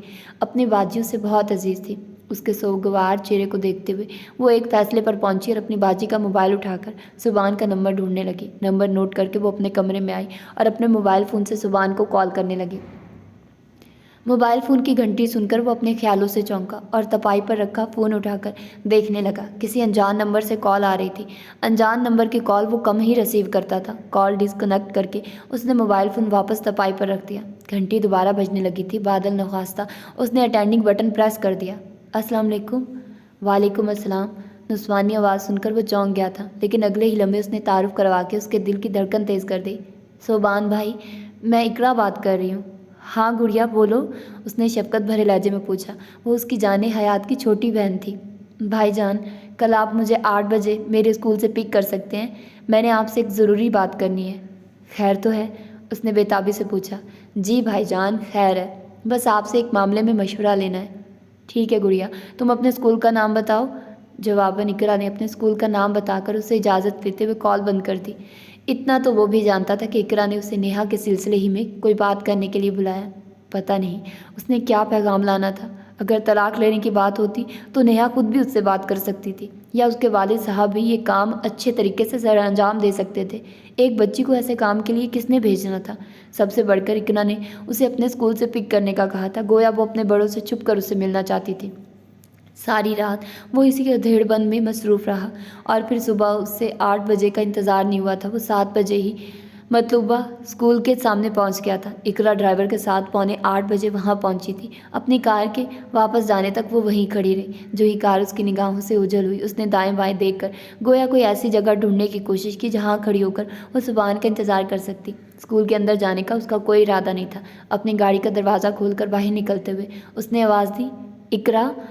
उसने सर उठाकर उसकी जानिब देखा और उसकी तरफ चल पड़ी। आप तो मुझसे भी पहले पहुंच गए भैया, उसने मुस्कुराते हुए पूछा। उसका दिल कह रहा था कि उसका अंदाज़ा ठीक था। सुबान भी उसकी बाजी को चाहता था और इससे पहले पहुंचकर सुबान ने यह सबूत उसे फराहम कर दिया था। बैठो। सुबान ने उसके लिए अगली सीट का दरवाज़ा खोला और वो शुक्रिया करते हुए अंदर बैठ गए। सुबान घूमकर ड्राइविंग सीट पर बैठ गया। हाँ गुड़िया, अब बताओ, वो बेताबी से मुस्तफसिर हुआ। इस वक्त उसकी कैफियत ऐसी थी कि गोया फांसी के मुजरिम के सामने उसकी माफ़ी की दरख्वास्त का फ़ैसला आने वाला हो। भैया, कोई चाय पानी का पूछो, ऐसी चलती हालत में मैं क्या बताऊं? इकरा शरारत से हंसी। गुड़िया, खाना क्या, मैं तुम्हें ढेर सारी शॉपिंग करवा कर भेजूंगा, बस मुझे खुश खबरें सुना दो। सुबान का अंदाज़ ऐसा था गोया सब कुछ इकरा ही के तो हाथ में था। क्या आपको बाजी की तहरीर नहीं मिली थी? इकरा ने पूछा। कैसी तहरीर? जिस दिन हम बाजी का सामान पैक करने आया था उसी दिन बाजी ने तलाक का हक आपको वापस तफवीज़ कर दिया था, और ये तहरीर उसने लिखकर आपके तकिए के ऊपर रखती थी। मगर मुझे तो वो नहीं मिली, सुबह ने परेशानी के आलम में कहा। शायद अम्मी जान के हाथ लग गई हो, उसने पुरख्याल अंदाज में सर हिलाया।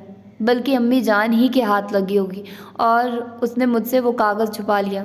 भैया, वो आपके बिना जी नहीं पाएगी, हर वक्त रोती रहती है। कल वो अम्मी जान से भी झगड़ पड़ी कि वो उसे आपसे तलाक लेने पर उकसा रही थी। अम्मी जान बाजी की शादी जाहिद से करना चाहती हैं और बाजी आपके अलावा किसी का नाम सुनने पर तैयार नहीं। सुबह ने बेसाख्ता ब्रेक पर दबाव डालते हुए गाड़ी रोक दी। उसका जिस्म एक अनजाने जज्बे से कांपना शुरू हो गया था। इकरा का हाथ थामते हुए उसने जज़ब के आलम में पूछा, गुड़िया क्या कह रही हो? फिर कहो, कहीं मेरी समातें मुझे धोखा तो नहीं दे रही? نہیں بھیا یہ سچ ہے، اقرا مطمئن انداز میں مسکرائی۔ باجی آپ کو بہت زیادہ چاہتی ہیں، اتنا کہ آپ سوچ بھی نہیں سکتے۔ وہ بس دکھی ہیں تو اس بات پر کہ آپ اس گلگت والی لڑکی کو اہمیت دے رہے ہیں۔ اور پتہ ہے اس دن جب ہم آپ کے گھر گئی تھی اس وقت تایا جان کو گلگت والے انکل سے اس کی بیٹی کا رشتہ مانگنے پر اکسا رہی تھی، اور یہ ساری گفتگو باجی نے سن لی۔ بڑی مشکل سے وہ اپنے قدموں پر کھڑی رہ پائی تھی۔ اس کے بعد سے اس نے اب تک ڈھنگ سے کھایا پیا نہیں۔ گڑیا تم نے مجھے پہلے کیوں نہیں بتایا؟ اللہ پاک کی قسم میں تو اس غلط فہمی میں تھا کہ وہ میرے ساتھ رہنا ہی نہیں چاہتی، اور کھانا تو آج کل مجھ سے بھی نہیں کھایا جاتا۔ اچھا ایسا ہے، آج رات کو 10 بجے میں آپ کی منتظر ہوں گی، آپ دونوں مل کر ہی اپنی غلط فہمیاں دور کر دینا۔ پتہ نہیں کب 10 بجیں گے، سبحان نے منہ بنا کر کہا۔ دعائیں مانگ مانگ کر تو 8 بجوائے ہیں۔ اقرا بے ساختہ ہنس پڑی تھی۔ بھیا سچ کہوں تو مجھے پہلے سے شک تھا کہ آپ نیہا باجی کی محبت کو نظر انداز نہیں کر سکیں گے، مگر یہ اندازہ نہیں تھا کہ آپ اسے اس سے بھی بڑھ کر چاہتے ہیں۔ پتہ ہے گڑیا وہ میرے دل پر کب قابض ہوئی؟ گاڑی آگے بڑھاتے ہوئے وہ کھوئے کھوئے لہجے میں بولنے لگا۔ جب ہم برف زار میں پھنسے اور میں نے اس کا عاجزانہ رویہ دیکھا، اس وقت مجھے لگا کہ اس دنیا میں اس سے کوئی خوبصورت ہے ہی نہیں۔ وہاں ہم ایسی صورتحال میں پھنس گئے تھے کہ کیا بتاؤں۔ وہ اسے دیوسائی پارک میں پیش آنے والے واقعات بتانے لگا۔ اس کی بات ختم ہوتے ہوتے وہ ایک مشہور ہوٹل کے قریب پہنچ گئے تھے۔ میری گڑیا بہن کیا کھائے گی؟ سبحان نے شفقت بھرے لہجے میں پوچھا۔ آئس کریم، وہ بے تکلفی سے بولی۔ یہ ساری بہنوں کو آئس کریم کیوں اچھی لگتی ہے؟ اور کون سی بہن بنائی ہے بھیا؟ اقرا نے ہنستے ہوئے پوچھا۔ اشتفیلہ میری چھوٹی بہن ہی تو ہے جسے تمہاری باجی جی نے بدگمانی سے میری محبوبہ کے درجے پر فائز کیا ہوا ہے۔ ان کی یہ بدگمانی آپ خود ہی ٹھیک کر سکتے ہیں۔ آئس کریم کھا کر وہ باہر نکلے۔ سبحان نے کہا، میرا خیال ہے مارکیٹ چلتے ہیں، آج میں بہت خوش ہوں اور اس خوشی کا تم اچھا خاصا فائدہ اٹھا سکتی ہو۔ نہیں بھیا آج نہیں، کسی دن آپ کے اور باجی کے ساتھ اکٹھے جاؤں گی۔ اس دن آپ کی آفر بھی کیش کرواؤں گی اور باجی کا اکاؤنٹ بھی خالی کرواؤں گی۔ ٹھیک ہے، جب میری گڑیا کہے گی میں اسے شاپنگ کے لیے لے آؤں گا۔ آپ مجھے اسکول کے سامنے اتار دیں، میں ڈرائیور کے ساتھ واپس چلی جاؤں گی، اور یاد سے 10 بجے میں منتظر ہوں گی۔ اپنا مقدمہ اچھے سے تیار کر کے آنا۔ باجی سخت تپی ہوئی ہیں آپ پر، اگر وہ دل کے ہاتھوں مجبور نہ ہوتی تو جانے کب کا آپ کو شوٹ کر چکی ہوتی۔ اب ڈراؤ تو نہیں نا گڑیا، میں پہلے بھی تمہاری باجی سے ڈرتا ہوں، تم تو میرا حوصلہ کم کر رہی ہو۔ سبحان نے انگ انگ سے خوشی پھوٹ رہی تھی۔ اس کی بات پر اقرا کہکا لگا کر ہنس پڑی تھی۔ اس کی ذرا سی ہمت اس کی باجی کی جھولی خوشیوں سے بھرنے والی تھی۔ رات کے 10 بجے تک کا وقت اس نے کیسے گزارا یہ وہ اور اس کا رب جانتا تھا۔ وہیں نیہا جو 24 گھنٹے اس کے سامنے رہتی اور وہ نظر اٹھا کر اس کی جانب نہیں دیکھتا تھا، اب اسے کسی اور کی دنیا کی مخلوق محسوس ہو رہی تھی۔ ایک ایسی مخلوق جس تک رسائی ہر آدمی کے بس کی بات نہیں ہوتی۔ 10 بجنے میں 5 منٹ رہتے تھے جب وہ نیہا کے گھر کے دروازے پر پہنچ گیا۔ اسی وقت اس کے موبائل فون پر اقرا کی کال آنے لگی۔ میں دروازے کے سامنے موجود ہوں گڑیا، اس نے کال اٹینڈ کرتے ہی اسے بتایا۔ اگلے ہی لمحے دروازے کی ذیلی کھڑکی کھول کر اقرا نے باہر جھانکا۔ وہ جلدی سے آگے بڑھ کر اس کے قریب ہوا۔ آئیے بھیا، اقرا اسے ساتھ لیے اندر کی جانب بڑھ گئی۔ وہ دونوں خاموشی سے چلتے ہوئے نیہا کے کمرے کے سامنے پہنچ گئے۔ اسے آپ کی آمد کا معلوم نہیں ہے بھیا، خود ہی سنبھال لینا، تھوڑا بہت نخرہ دکھانے کی کوشش کریں گی، خفا نہ ہو جانا، بہت دکھی ہے میری باجی۔ سبحان اس کے سر پر ہاتھ رکھتا ہوا بولا، اسے نخرہ کرنے کا حق میں بہت پہلے دے چکا ہوں گڑیا، اس نے خود ہی اس حق کو استعمال نہیں کیا تو میرا کیا قصور؟ ٹھیک ہے آپ اندر گھسیے، یہ نہ ہو ابو جان یا امی ہمیں دیکھ لیں اور ہمارے سارے منصوبے پر پانی پھر جائے۔ سبحان نے اس بات میں سر ہلایا اور نیہا کی خوابگاہ کو دروازہ دھکیلتے ہوئے اندر داخل ہو گیا۔ وہ گھٹنوں تک کمبل اوڑھے تکیے سے ٹیک لگائے، حزن و ملال کی جیتی جاگتی تصویر بنی ہوئی تھی۔ سبحان کو اندر داخل ہوتے دیکھ کر پہلے تو اس کا منہ حیرت سے کھلے کا کھلا رہ گیا، اور پھر اس نے آنکھیں مل کر دیکھا کہ شاید وہ کوئی خواب دیکھ رہی ہے۔ لیکن جب سبحان کی کداور شبیہ اس کی نظروں کے سامنے سے ناٹی تو وہ بے ساختہ اپنی جگہ پر کھڑی ہو گئی۔ تم یہاں کیوں آئے ہو؟ خلاف توقع اس کے منہ کافی بلند آواز نکلی تھی۔ میری بیوی کا کمرہ ہے، مجھے کون روک سکتا ہے؟ کون سی بیوی؟ آپ جائیے یہاں سے۔ ایک دم نیہا کی آنکھوں میں آنسو آ گئے تھے۔ اسی وقت دروازہ کھول کر اس کے چچا نے اندر جھانکا۔ وہ نیہا کی آواز سن کر آیا۔ سبحان کو دیکھتے وہ حیرانی بھرے انداز میں اندر داخل ہوا۔ تم کس سلسلے میں آنا ہوا؟ چچا جان میں سبحان گھبرا گیا تھا، ایسی سچویشن تو اس کے خواب و خیال میں بھی نہیں تھی۔ پاپا میں نے بلایا تھا، آنکھوں سے آنسو بہاتی نیہا ایک دم بول اٹھی۔ وہ یہ موقع کھونا نہیں چاہتی تھی۔ تو کیا گھر سے نکالنے کے لیے بلایا تھا؟ اکرام الحق نے طنزیہ لہجے میں پوچھا۔ اگر بلایا ہے تو آرام سے بات کرو، چیخنے چلانے کی کیا ضرورت ہے؟ یہ کہہ کر وہ اس کی خوابگاہ سے باہر نکل گیا۔ جوان بیٹی کے احساسات سمجھنا کسی باپ کے لیے مشکل نہیں ہوتا، اور اپنی بیٹی کی حالت اس کی نظروں سے مخفی نہیں تھی۔ باپ کے باہر نکلتے وہ بولی، فرصت مل گئی؟ چلی گئی آپ کی اشتی؟ ارم کے پاس چلے جانا تھا نا، یہاں کیا لینے آئے ہو؟ وہ آنسو بہاتے ہوئے اپنے بیڈ پر بیٹھ گئی تھی۔ سبحان نپے تلے قدم اٹھاتا اس کے قریب پہنچا اور اس کے سامنے قلین پر بیٹھے ہوئے اس نے اس کا ہاتھ پکڑ کر پوچھا، کیسی ہو؟ ڈھیٹ ہوں، اتنی آسانی سے نہیں مرنے والی۔ باخدا مجھے تمہارا تحریر کردی کاغذ نہیں ملا تھا، ورنہ میں اتنی دیر نہ لگاتا۔ تمہارے تک یہی پر تو رکھ کر آئی تھی۔ شاید امی جان کے ہاتھ لگ گیا اور اس نے چھپا لیا، اور غلطی بھی تمہاری ہے نا، کیا منہ سے نہیں بتایا جا سکتا تھا؟ کسے بتاتی؟ جو مجھے سوتا چھوڑ کر اپنی اشتی کو ساتھ لے کر چلا گیا، یا جو گھنٹہ گھنٹہ اپنی ارم سے مصروف گفتگو رہتا ہے؟ میں نے بھلا کب ارم سے گھنٹہ گھنٹہ گفتگو کی ہے؟ وہ حیران رہ گیا تھا۔ جس دن ہم استور سے لوٹے تھے اسی وقت ارم کی کال آئی تھی، اور تم کتنی دیر لان میں کہکے لگاتے اس سے مصروف گفتگو رہے تھے۔ پاگل، اس سے میں 2 منٹ بھی بات نہیں کی ہوگی۔ وہ تو اس کی کال کے بعد احمد کی کال آ گئی اور میں اس سے بات کر رہا تھا۔ ویسے تم کہاں سے دیکھ رہی تھی؟ میں جہاں سے بھی دیکھ رہی، جھوٹے، تمہیں اس سے کیا؟ اچھا ابھی پتہ چل جاتا ہے۔ صبح نے جیب سے اپنا سیل فون نکال کر کال لاگ کھول لی اور اس دن ارم والی کال کی ڈیٹیل کھول کر اس کے سامنے کر دی۔ یہ لو، خود ہی دیکھ لو۔ موبائل فون کا ڈیٹا تو جھوٹ نہیں بولے گا نا؟ پہلی ارم کی کال ہے جو فقط 2 منٹ 13 سیکنڈ چلی تھی، اور اس کے بعد 58 منٹ احمد کی کال ہے۔ تم احمد کو کال کر کے اس کے نمبر کی بھی تصدیق کر سکتی ہو۔ وہ شرمیلی مسکراہٹ کے ساتھ بولی، ہاں، اپنی اشتی کی وجہ سے تم نے ارم کو دھتکارا ہوگا۔ وہ اس کا ہاتھ اپنے سر پر رکھتے ہوئے بولا، اللہ پاک کی قسم، اگر تمہارے علاوہ اس دل میں کوئی اور ہو تو میں ابھی مر جاؤں۔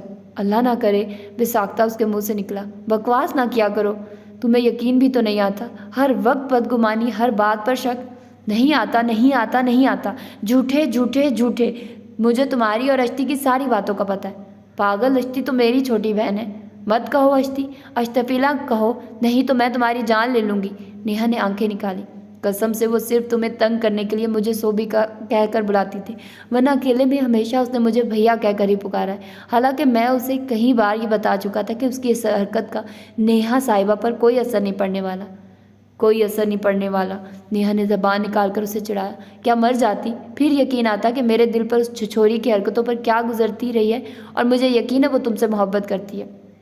ضرور کرتی ہوگی، مگر ایسی محبت جو کسی بہن کو اپنے بڑے بھائی سے ہوتی ہے۔ مجھے یقین نہیں آتا۔ نیہا ابھی تک شک میں پڑی تھی۔ اچھا 1 منٹ، میں اس سے بات کرتا ہوں، تم بس خاموشی سے سنتی رہنا۔ سبحان اپنا موبائل فون نکال کر اشتفیلا کا نمبر ڈائل کرنے لگا۔ موبائل فون کا اسپیکر اس نے آن کر دیا تھا۔ السلام علیکم بھیا، کیسے یاد کیا؟ کال اٹینڈ ہوتے اشتفیلا کی چہکتی ہوئی آواز اس کے کانوں میں پڑی۔ میں نے سوچا میری گڑیا بہن نے تو مجھے یاد کرنا چھوڑ دیا، چلو میں ہی کال کر لوں۔ بھیا جھوٹ تو نہ بولیے، کل واپس آتے ساتھ آپ سے بات ہوئی تھی۔ اچھا مجھے یاد نہیں رہا۔ سبحان نے جلدی سے بہانہ گھڑا۔ بھیا آپ بھی نہ بس، وہ زور سے ہنسی۔ اچھا اپنی نک چڑی کا حال سناؤ، کوئی صلح وغیرہ ہوئی کہ نہیں؟ کوئی خاص نہیں، ویسے میرا خیال ہے اپنے لیے کوئی دوسری لڑکی ڈھونڈنا پڑے گی۔ ہاں بھیا، نیہا باجی آپ کو جان سے مار دیں گی۔ میری چھوٹی بہن موجود ہے تو مجھے اس سے ڈرنے کی کیا ضرورت؟ سبحان شرارت سے بولا، نہیں بھیا، اس معاملے میں آپ کی چھوٹی بہن اپنی نیہا باجی کی طرف ہوگی۔ ہائے، یہ کیا کہہ رہی ہو؟ ایک طرف اسے نک چڑھی کہتے نہیں تکتی ہو، اور دوسری جانب اتنی طرفداری۔ نک چڑھی تو وہ ہے، لیکن اس جیسی خوبصورت اور اچھا کھانا بنانے والی بیوی بھی آپ کو نہیں ملے گی۔ میرا خیال ہے شہباز انکل کو بتا کر تمہارے پاؤں میں رسی باندھنا پڑے گی، تبھی تمہیں میری تکلیفوں کا اندازہ ہوگا۔ بھیا آپ بھی نا۔ اچھا سچ بتاؤ، کوئی پسند بھی ہے یا؟ وہ حیال آلود آواز میں بولی۔ MBBS کر رہا ہے بھیا۔ ہاں جی، تو یہ چکر کب سے چل رہا ہے؟ اور ہم سے چوری چوری؟ اس کی باتیں غور سے سنتی نیہا ایک دم بولی، باجی نیہا آپ؟ اشتفیلا کی آواز لڑکھڑانے لگی تھی۔ باجی نہیں، نک چڑھی کہو نا۔ نیہا ہنسی، اس کے رواج عوام میں سے خوشی کا اظہار ہو رہا تھا۔ زبان فقط اسی کا تو تھا، باجی وہ میں۔ اچھا اللہ حافظ۔ اشتفیلا سے کوئی بات نہیں بن پائی تھی، اس نے فوراً رابطہ منقطع کر دیا۔ اب یقین آ گیا؟ زبان اس کی پرکشش آنکھوں میں جھانکتا ہوا پوچھنے لگا۔ نہیں، بالکل بھی نہیں، وہ لاڈ بھرے لہجے میں کہتے ہوئے اس نے زبان کے کندھے پر سر رکھ دیا۔ اگر مجھے ذرا سا بھی شک ہوتا کہ اس نکچڑی بد مزاج اور بد اخلاق نیہا کا دل اتنا پیارا ہے تو بات اتنا نہ بڑھتی۔ میں تو بس لڑکوں کے لیے بد مزاج تھی، اور کیا ایسا کرنا ہر لڑکی کے لیے ضروری نہیں ہوتا کہ آپ پسند کرتے کہ ہیں کہ آپ کی ہونے والی بیوی کے 4-5 بوائے فرینڈ ہوں؟ نہیں، لڑکوں کے ساتھ تمہارا رویہ قابل تعریف تھا۔ ہر لڑکی کو لڑکوں کے معاملے میں ایسا ہی ہونا چاہیے، لیکن لڑکیوں کے ساتھ یوں برتاؤ کرنا، وہ بے ساختہ بولی، صرف ان لڑکیوں کے ساتھ جو آپ میں دلچسپی لیتی تھی۔ نیہا نے کچھ اس انداز سے کہا سبحان ہنس پڑا۔ ایک بات پوچھوں؟ سبحان نے اس کے ریشمی بالوں میں انگلیاں پھیرتے ہوئے پوچھا۔ نہیں، بس تم اسی طرح بیٹھے رہو۔ بتاؤ نا، سبحان میں سر ہوا۔ اچھا پوچھو، وہ گویا بادل نخواستہ بولی۔ تمہیں میری کون سی بات سب سے بری لگی تھی؟ جب آپ ارم یا اشتی کے ساتھ گپے آنکھتے تھے۔ اور اس کے علاوہ؟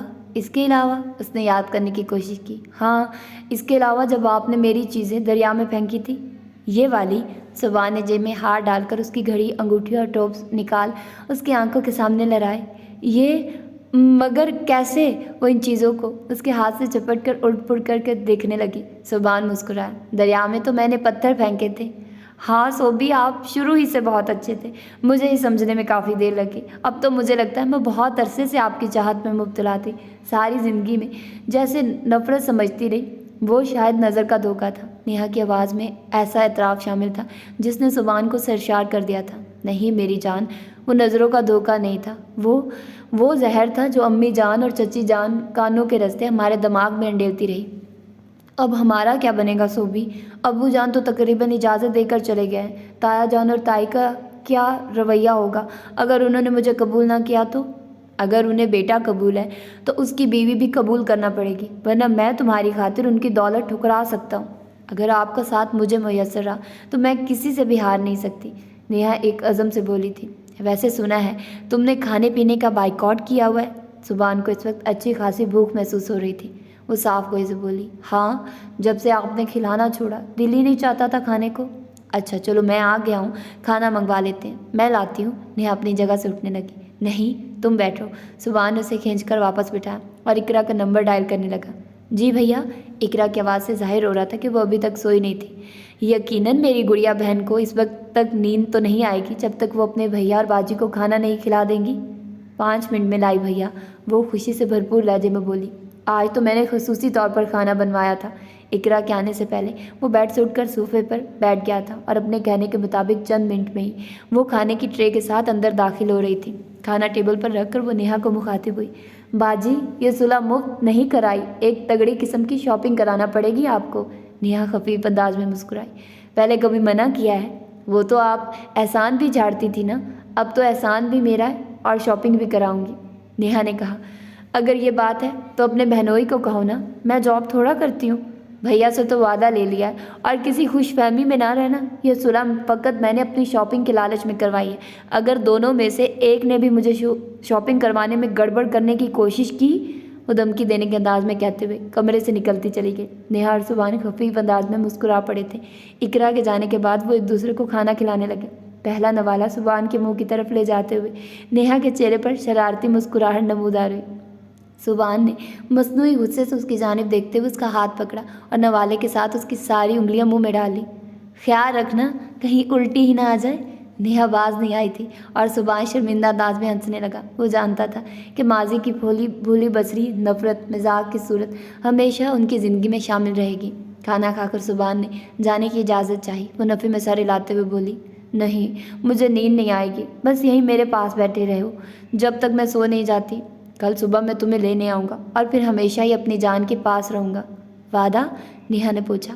پکے سے بھی پکا وعدہ، سبحان نے عزم سے جواب دیا اور آگے بڑھ نیہا کے چہرے پر محبت ضبط کرتا وہ وہاں سے باہر نکل آیا۔ صبح ناشتے کی میز پر اس کا اعلان کسی خودکش دھماکے سے کم نہیں تھا۔ میں اس بدتمیز اور بد اخلاق لڑکی کے ساتھ ایک گھر میں نہیں رہ سکتی، فرخندہ بیگم نے نیہا کو لانے کی بات سنتے ہی حتمی لہجے میں کہا۔ احسان الحق البتہ خاموش بیٹھا رہا۔ ٹھیک ہے امی جان، اگر میری بیوی کی یہاں کوئی جگہ نہیں تو میں بھی چلا جاتا ہوں یہاں سے۔ آپ سن رہے ہیں اس کی باتیں؟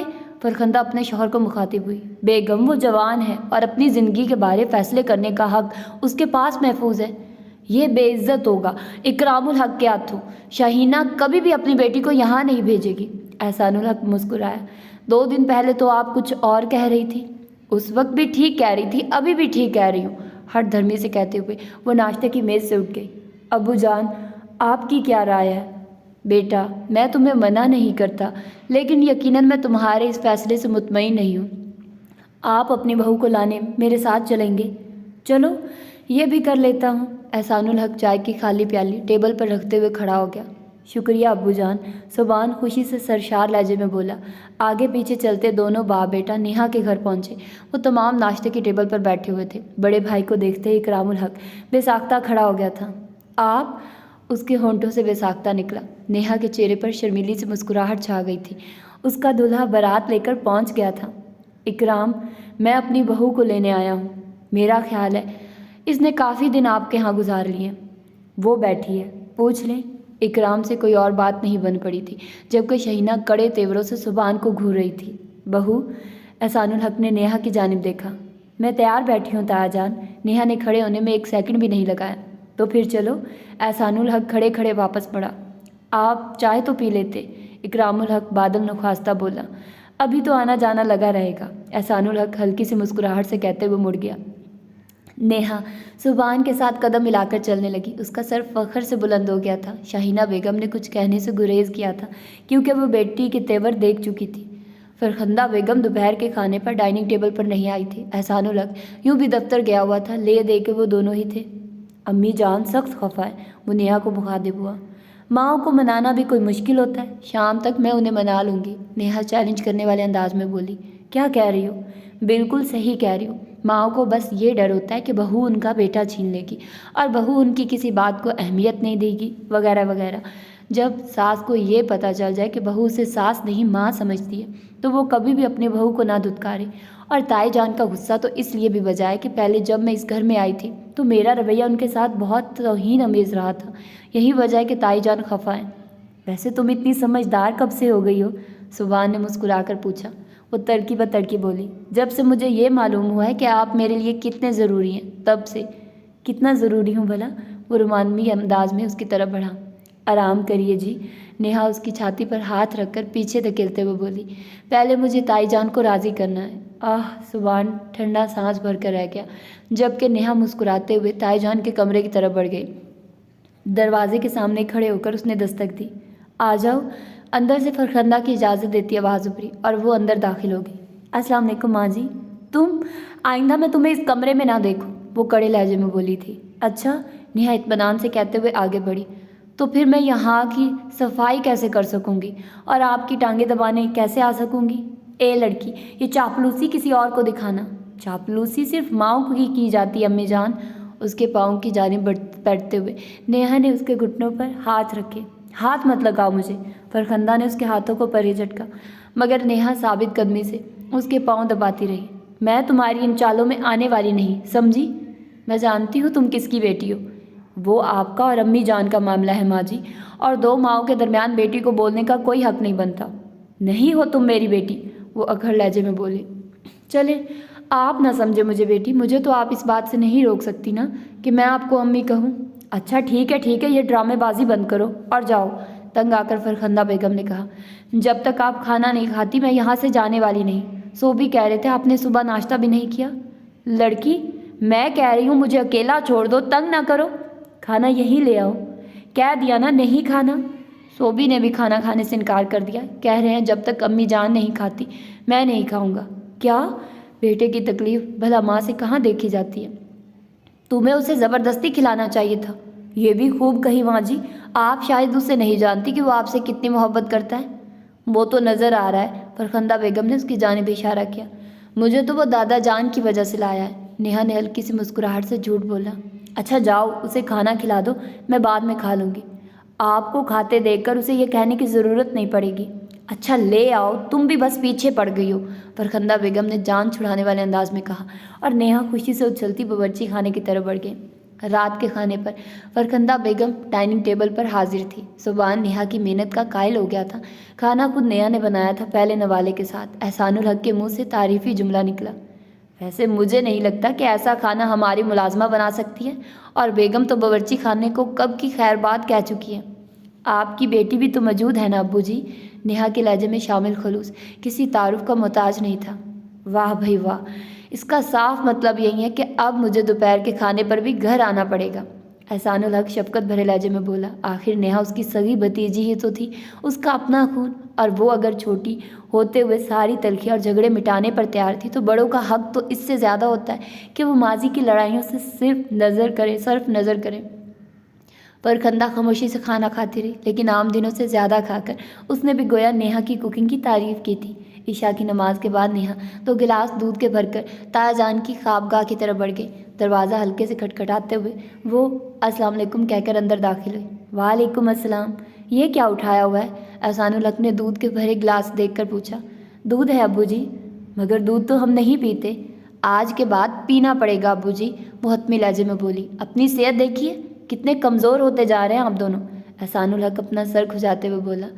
بیٹی ہمیں عادت جو نہیں ہے، اچھی عادت ڈال لینا چاہیے ابو جی، یہ کہہ کر اس نے تایا کی سائڈ پر پڑی تپائی پر دودھ کا گلاس رکھا اور دوسرا گلاس تائی کی سائڈ والی تپائی پر رکھ کر اس کی ٹانگیں دبانے لگی۔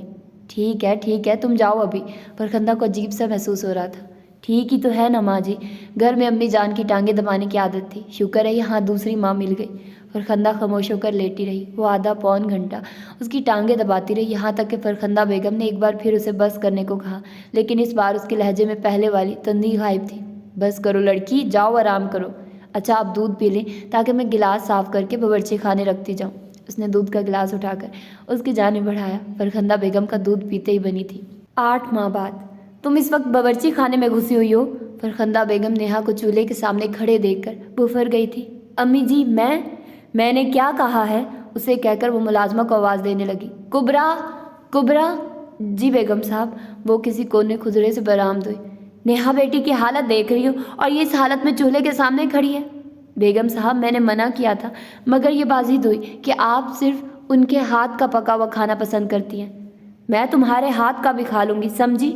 جی بیگم صاحب، کبرا گھبرائے ہوئے چولہے کی طرف بڑھ گئی اور فرخندہ بیگم نیہا کا ہاتھ پکڑ کر لجاجت سے بولی، ایسا کیوں کرتی ہو میری جان؟ اگر تمہیں کچھ ہو گیا تو میرا کیا بنے گا؟ نیہا اس کا ہاتھ پکڑ کر چومتے ہوئے بولی، جس کے ساتھ 2 ماؤں کی دعائیں ہوں اسے بھلا کیا ہو سکتا ہے ماں جی؟ سدا سکھی رہو بیٹی، وہ اسے اپنے ساتھ لپٹاتے ہوئے اس کے کمرے کی طرف لے جانے لگی۔ ماں جی اگر اجازت ہو تو ایک بات بولوں؟ 100 باتیں بولو میری شہزادی، فرخندہ نے شفقت بھرے لہجے میں کہا۔ میں امی جان کو ملنے جاتی ہوں، مین گیٹ سے جانا پڑتا ہے، اگر آپ اجازت دیں تو صحن کی دیوار میں ایک دروازہ بنا لیں۔ نہیں، فرخندہ نے نفی میں سر ہلایا اور پھر نیہا کے چہرے پر مایوسی چھاتے دیکھ کر وہ مسکرائی۔ دروازہ کیوں؟ پوری دیوار ہی کیوں نہ گرائی جائے؟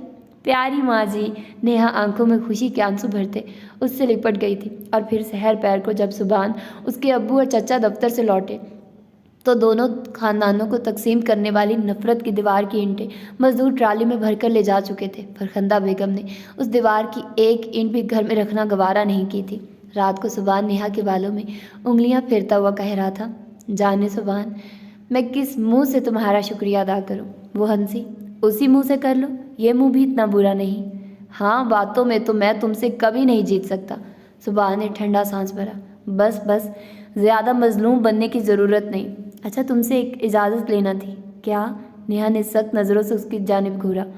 وہ کیا ہے کہ کافی دنوں سے احمر اور دوسرے دوست پروگرام بنا رہے ہیں گرگر جانے کا، اگر میں بھی 2-3 ہفتوں کے لیے ان کے ساتھ چلا جاؤں تو؟ کوئی ضرورت نہیں، میں خود تمہارے ساتھ جاؤں گی، وہ قطع کلامی کرتے ہوئے بولی۔ مگر اس حالت میں، وہ بگڑتے ہوئے بولی، تو کیا ساری زندگی میں اسی حالت میں رہوں گی؟ تو پھر اس سال تو نہیں جا سکیں گے، جولائی آدھا تو گزر چکا ہے۔ تو کیا ہم اکتوبر نومبر میں اشٹی کے پاس تو جا سکتے ہیں؟ پلیز، وہ لجاجت بھرے لہجے میں بولا۔ نیہا بوفر کر بولی، میں تمہاری جان لے لوں گی اگر دوستوں کے ساتھ گئے۔ صبحان ہنسا، اپنی جان لینے کا سب سے آسان طریقہ بتاؤ؟ فرماؤ، اس کے چہرے پر جھکتا ہوا بولا۔ بس تم روٹھ جاؤ، میری جان خود بخود نکل جائے گی۔ جھوٹا، نیہا نے خوشی سے سرشار لہجے میں کہتے ہوئے اپنی باہوں کا ہار اس کے گلے میں ڈال دیا تھا۔ تو جناب یہ تھا بیوٹیفل ناول، اور آپ لوگوں نے یقیناً اس ناول کو بھرپور طریقے سے انجوائے کیا ہوگا، اور مجھے بھی ناول یہ بہت زیادہ اچھا لگا ہے۔ اب انشاءاللہ میں نیا ناول شروع کروں گی، یا کوئی 1 دن تک 2 دن تک آپ لوگوں کو شارٹس ناول پرووائڈ کروں گی۔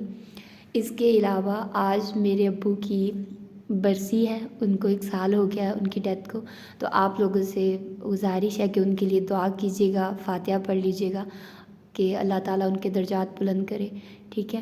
اور میں آپ لوگوں کو کوشش کروں گی کہ اچھے اچھے اور ناولز پرووائڈ کروں، تو اپنا ڈھیر سارا خیال رکھیے گا، مجھے دعا میں یاد رکھیے گا، ملتے ہیں انشاءاللہ اگلے اچھے سے ناول کے ساتھ۔ اللہ حافظ۔